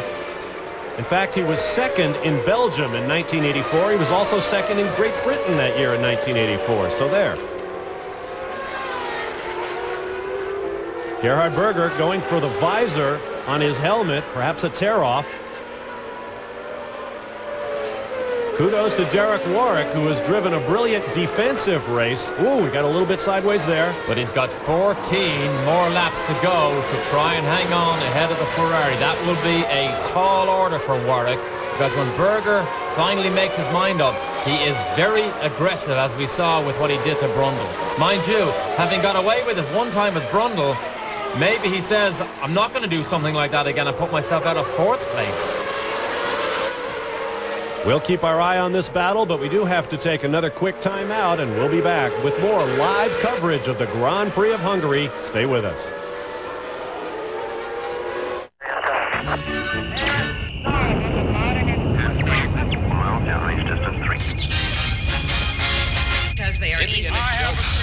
The Suzuki Katana 600, easily identified flying object. Want a taste you can't resist? There's no bag chip you can pop like this. Chips and bags got busted pieces. Brings you down with all their greases. The Pringles can't stop. Pop the Pringles can't stop. You got the stack, you got the bunch. For a whole lot of taste of the Pringles crunch. You got the duck-bill lizard too. Only Pringles rings taste like this to you. The Pringles can't stop. Pop the Pringles can't stop. So can those bags of fresh whole chips. Nothing like Pringles crush your lips. Yeah, once you pop, you can't stop. I was right behind him when he started to spin. I know the feeling, know where to go, right? Two champions sharing a winning formula. Haviland Formula 3. Very unpleasant on an oval, I'd think. Some people just can't get it right. Even at Indy? Oh, especially at Indy. Complete professionals who rely on the same complete protection you can buy right off the shelf. Haviland Formula 3 motor oil from Texaco. Perhaps I should follow you then. Not a bad idea, Nigel.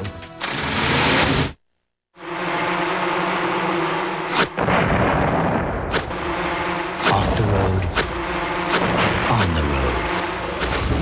The Suzuki Dual Sport 350S. It's a vicious cycle.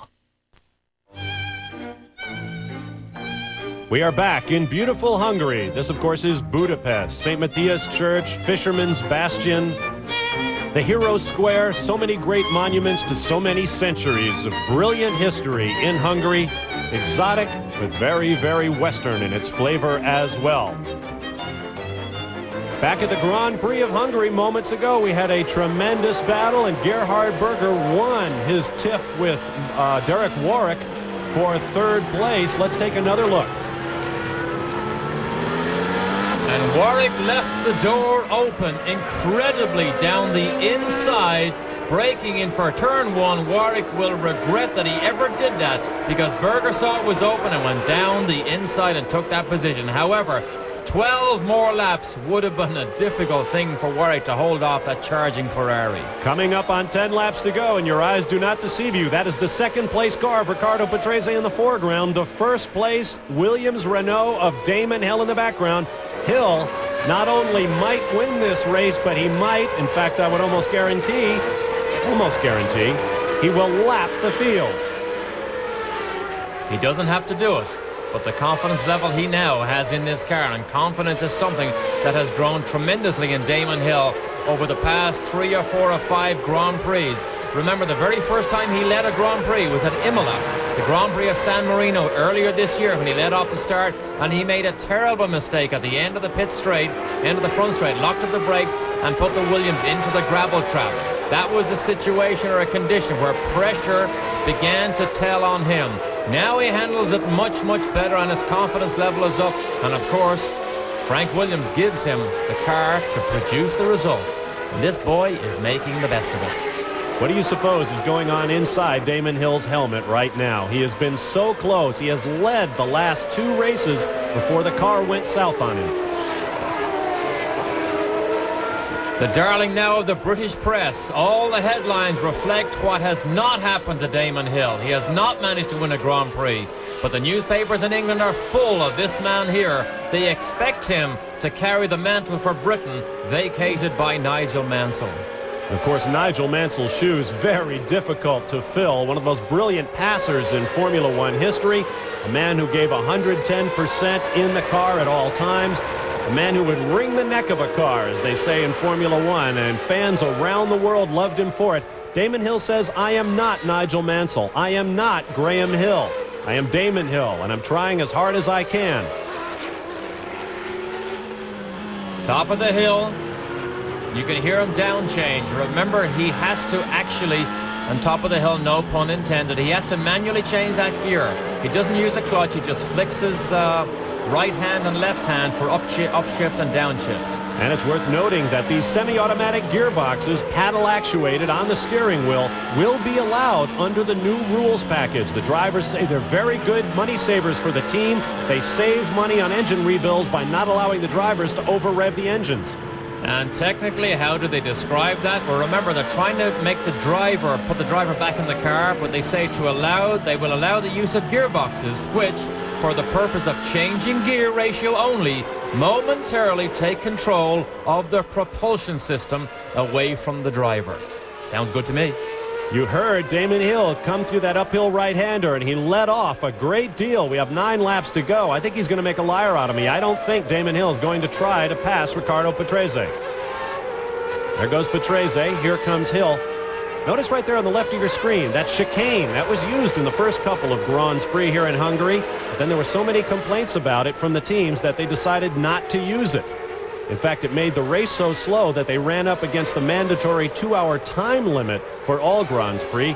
So they eliminated the chicane. They still use it for motorcycle races, but not for Grand Prix racing. Hill leads. We'll be back.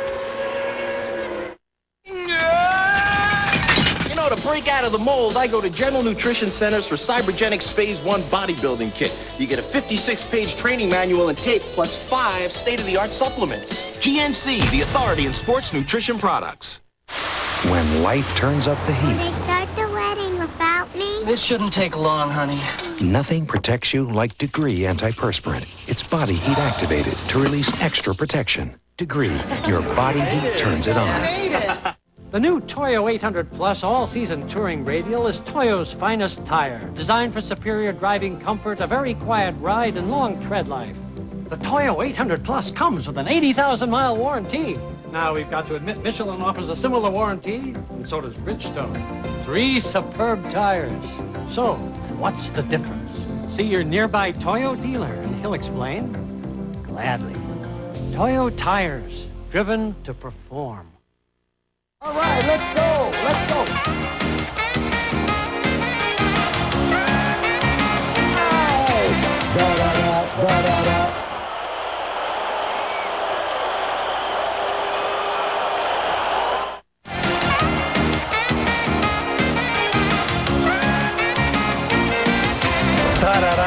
Da-da-da.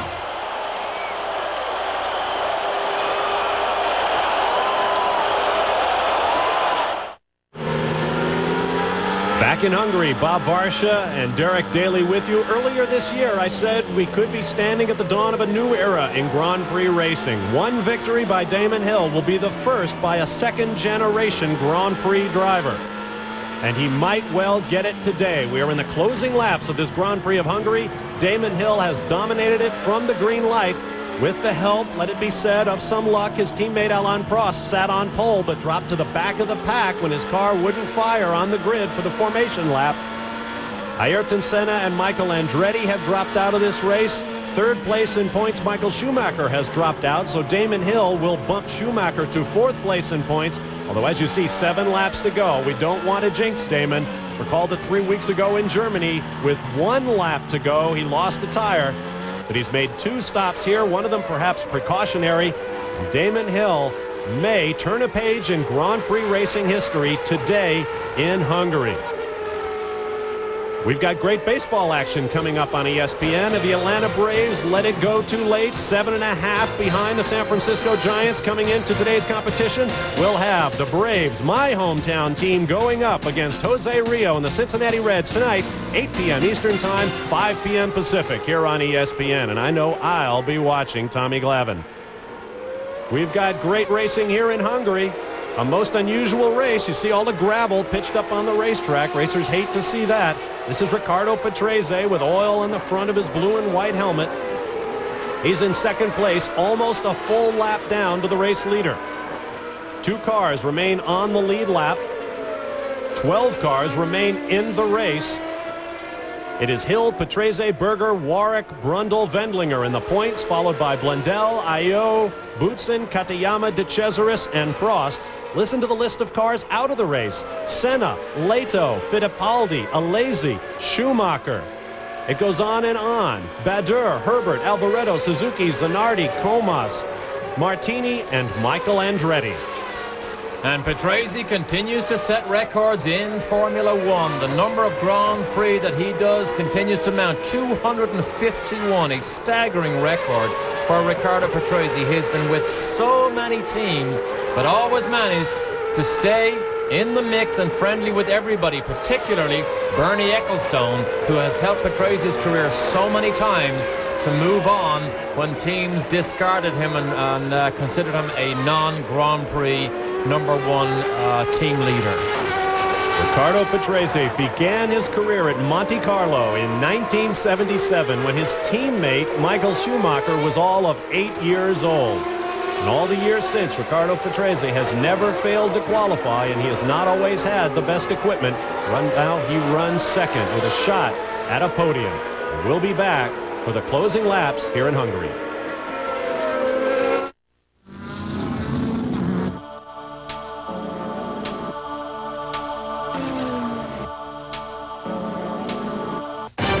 Don't wait. Get the news weekly of motoring, Auto Week. Don't wait for driving impressions. Auto Week drives them all and tells you about them first. Don't wait for car news. Auto Week covers the world. Auto shows, the new, the old, and brings it to you fast. Don't wait for racing news. Get the news weekly of motoring. Auto Week brings you the winningest coverage first. Don't wait. Get Auto Week, the news weekly of motoring, now. Call 1-800-828-4100 for this ESPN Race Weekend special. Get Auto Week at the lowest price ever, $17.95 for 52 issues. But don't wait. This offer expires midnight on Monday. Get Auto Week at the lowest price ever. Call 1-800-828-4100.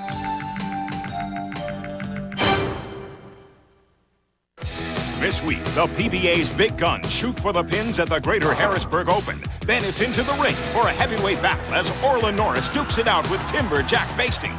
Knockdown Thursday, ESPN. Hey! Could this be the day? Could this be the race for Damon Hill to take his maiden win in Grand Prix racing? This is his 13th start, a couple of them in the pathetic Brabhams at the end of 1992. But he is with the most dominant team in Formula One now.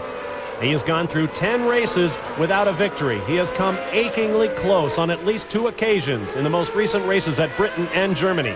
But he has led this Grand Prix of Hungary since the green light, and today could very well do it for him. And he was a controversial choice by Frank Williams to fill this seat. Lots of people wanted him to take a more experienced driver. Nigel Mansell was one of the men who went into his corner to bat for him and tell Frank, I think you should take Damon Hill. He did nothing really in racing except prove to Frank that he was a very good test driver. That's how he ended up getting this drive. When he did Formula 3000, he was very fast, but never managed to keep the car together for that elusive win. He did win races in Formula 3, but that seemed so long ago. But I think this goes to prove talent does get rewarded. I don't know any exceptionally talented driver who does not eventually get his opportunity. I'm sure Nigel Mansell is probably looking in today. You were right, Nigel. Damon Hill is a potential race winner, and it could happen for him today. When it does, I'm sure no one will be more happy for Damon Hill than Nigel Mansell. A lot of fathers and uncles looking in as well. Mario Andretti watched son Michael drive a great race before the engine went in his McLaren Ford. Emerson Fittipaldi, no doubt looking in to see how his nephew Christian is doing. Fittipaldi went 22 laps before dropping out in his Minardi Ford. But right now, the man everyone is watching is Damon Hill. 3 laps to go. Former motorcycle racer, was very successful in motorcycle racing before switching to 4 wheels instead of 2. His father, Damon, learned to drive at the age of 22. A year later, at age 23, he was teaching driving, as he used to joke, on the basis of my vast experience. This is a battle for position. Derek Warwick and Martin Brundle, this is for 4th place. And remember, Brundle did stop for tires. He took time out to go to the pit lane, lost probably 25 to 30 seconds, but reasoned that by stopping, he will have a better chance to fend off Wendlinger, who was behind him at the time, but I'm not sure he realized how much quicker he would be than Warwick.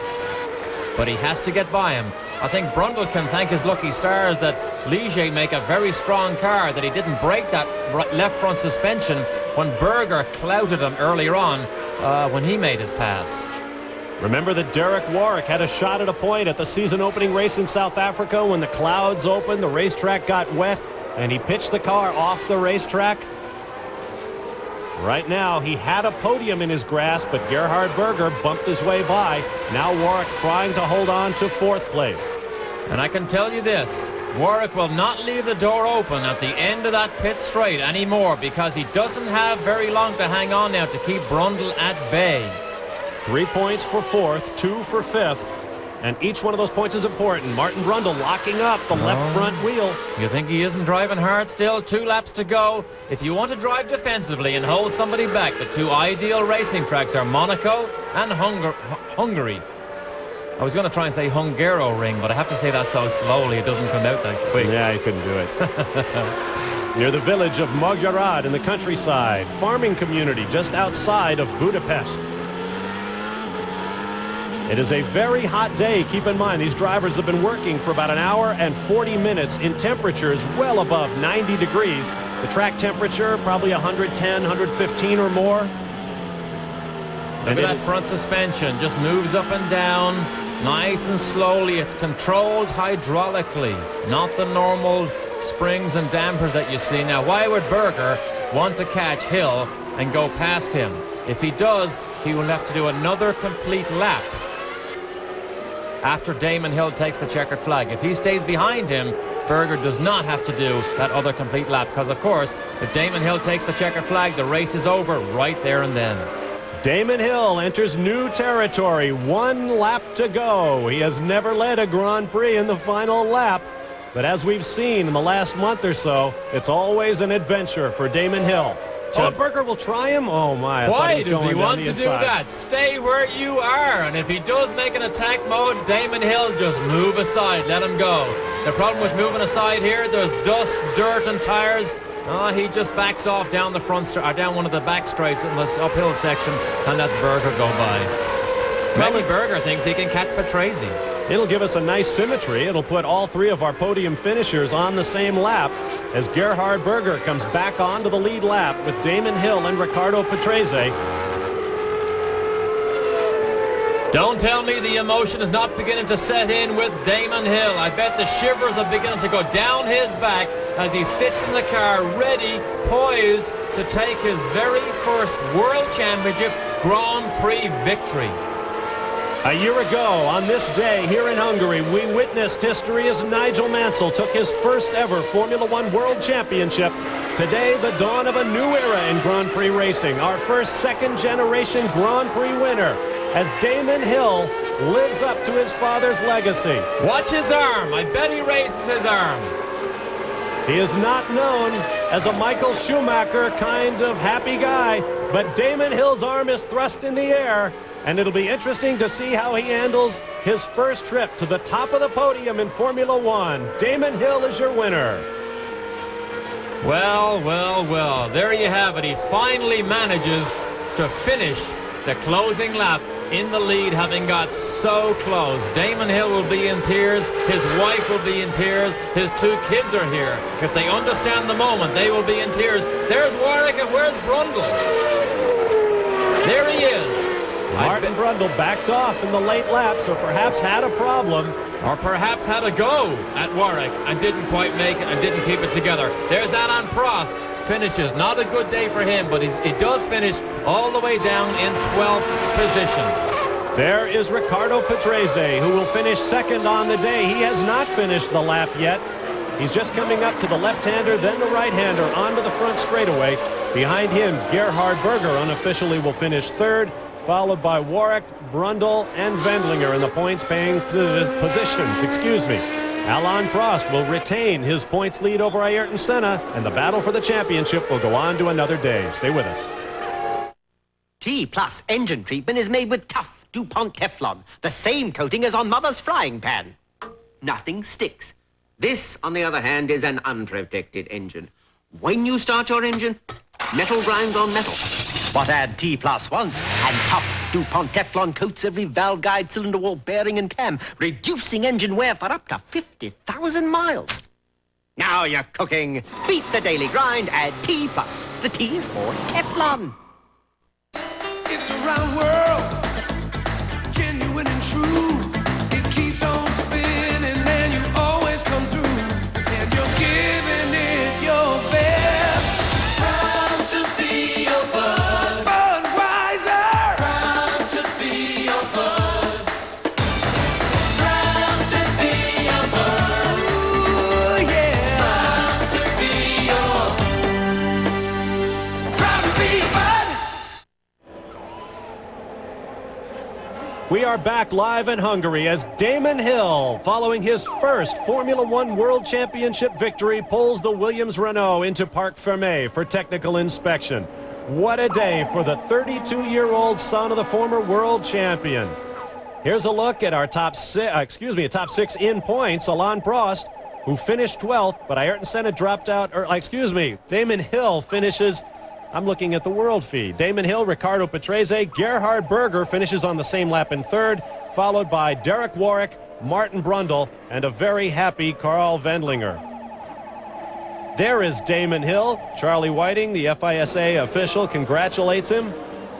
And it's such a shame that they have to go into Parc Fermé. Why could he not pull up beside his team and his many fans and enjoy this emotional moment with everybody else? He's so cool and so calm, takes a drink of water, but the British newspapers will be full of Damon Hill as of now. And look at the fans on the racetrack. There's a look at the constructors' points following today's race. 10 teams have scored. Keep in mind, those 10 positions are all that matters in Formula One scoring in years to come under the new rules package that has been passed by the teams and the authorities. Gerhard Berger, in the lone remaining Ferrari in the field, give him credit, driving with that painful elbow following arm surgery to reduce an infection and remove fluid from his elbow. Drove the entire way with stitches in his arms, a wrestling-style brace on his elbow. There's Riccardo Patrese, who will finish second and perhaps secure his future for another season in Formula One. Hill, Patrese, Berger, Warwick, Brundle, and Wendlinger. It should be a very happy podium. We'll be back for the celebrations and to wrap things up when we return to the Hungaroring.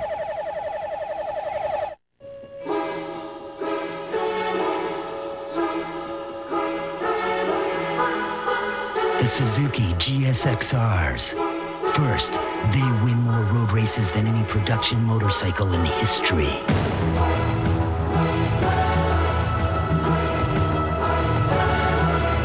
Then, we put a license plate on them.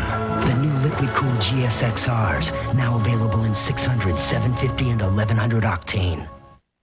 Remember those old dirt tracks, AJ? The dirt would just heat up the engines. Two champions sharing a winning formula. Haviland Formula 3. My favorite win was going to be in '69. I had to give it to you. You shouldn't have even made a half a lap. Complete professionals who rely on the same complete protection you can buy right off the shelf. Haviland Formula 3 motor oil from Texaco. Heck, I still feel if I can't win, I don't want nobody to win. I'll try to remember that, AJ. Do that. Oh, some son I have, ringing me in the wee hours from America. He saves money, I lose sleep. Avoid international incidents. Introducing the most worldwide from Sprint. The only calling plan with just 2 12-hour calling periods, so it's convenient to call and save. Oh, you hung up? Get the most worldwide. You'll rest easy.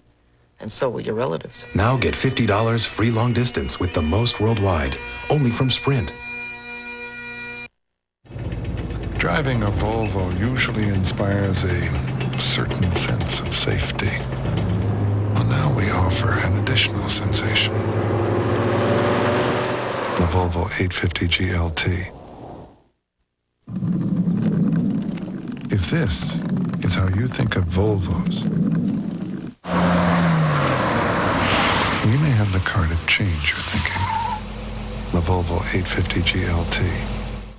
ESPN Speed World presentation has been brought to you by Suzuki. Your Suzuki motorcycle and ATV dealer has the ride you've been waiting for and the financing to get it. By T-Plus engine treatment with DuPont Teflon. Just 1 quart, 1 time for 50,000 miles. And by Budweiser, the king of beers, who reminds you, friends know when to say when.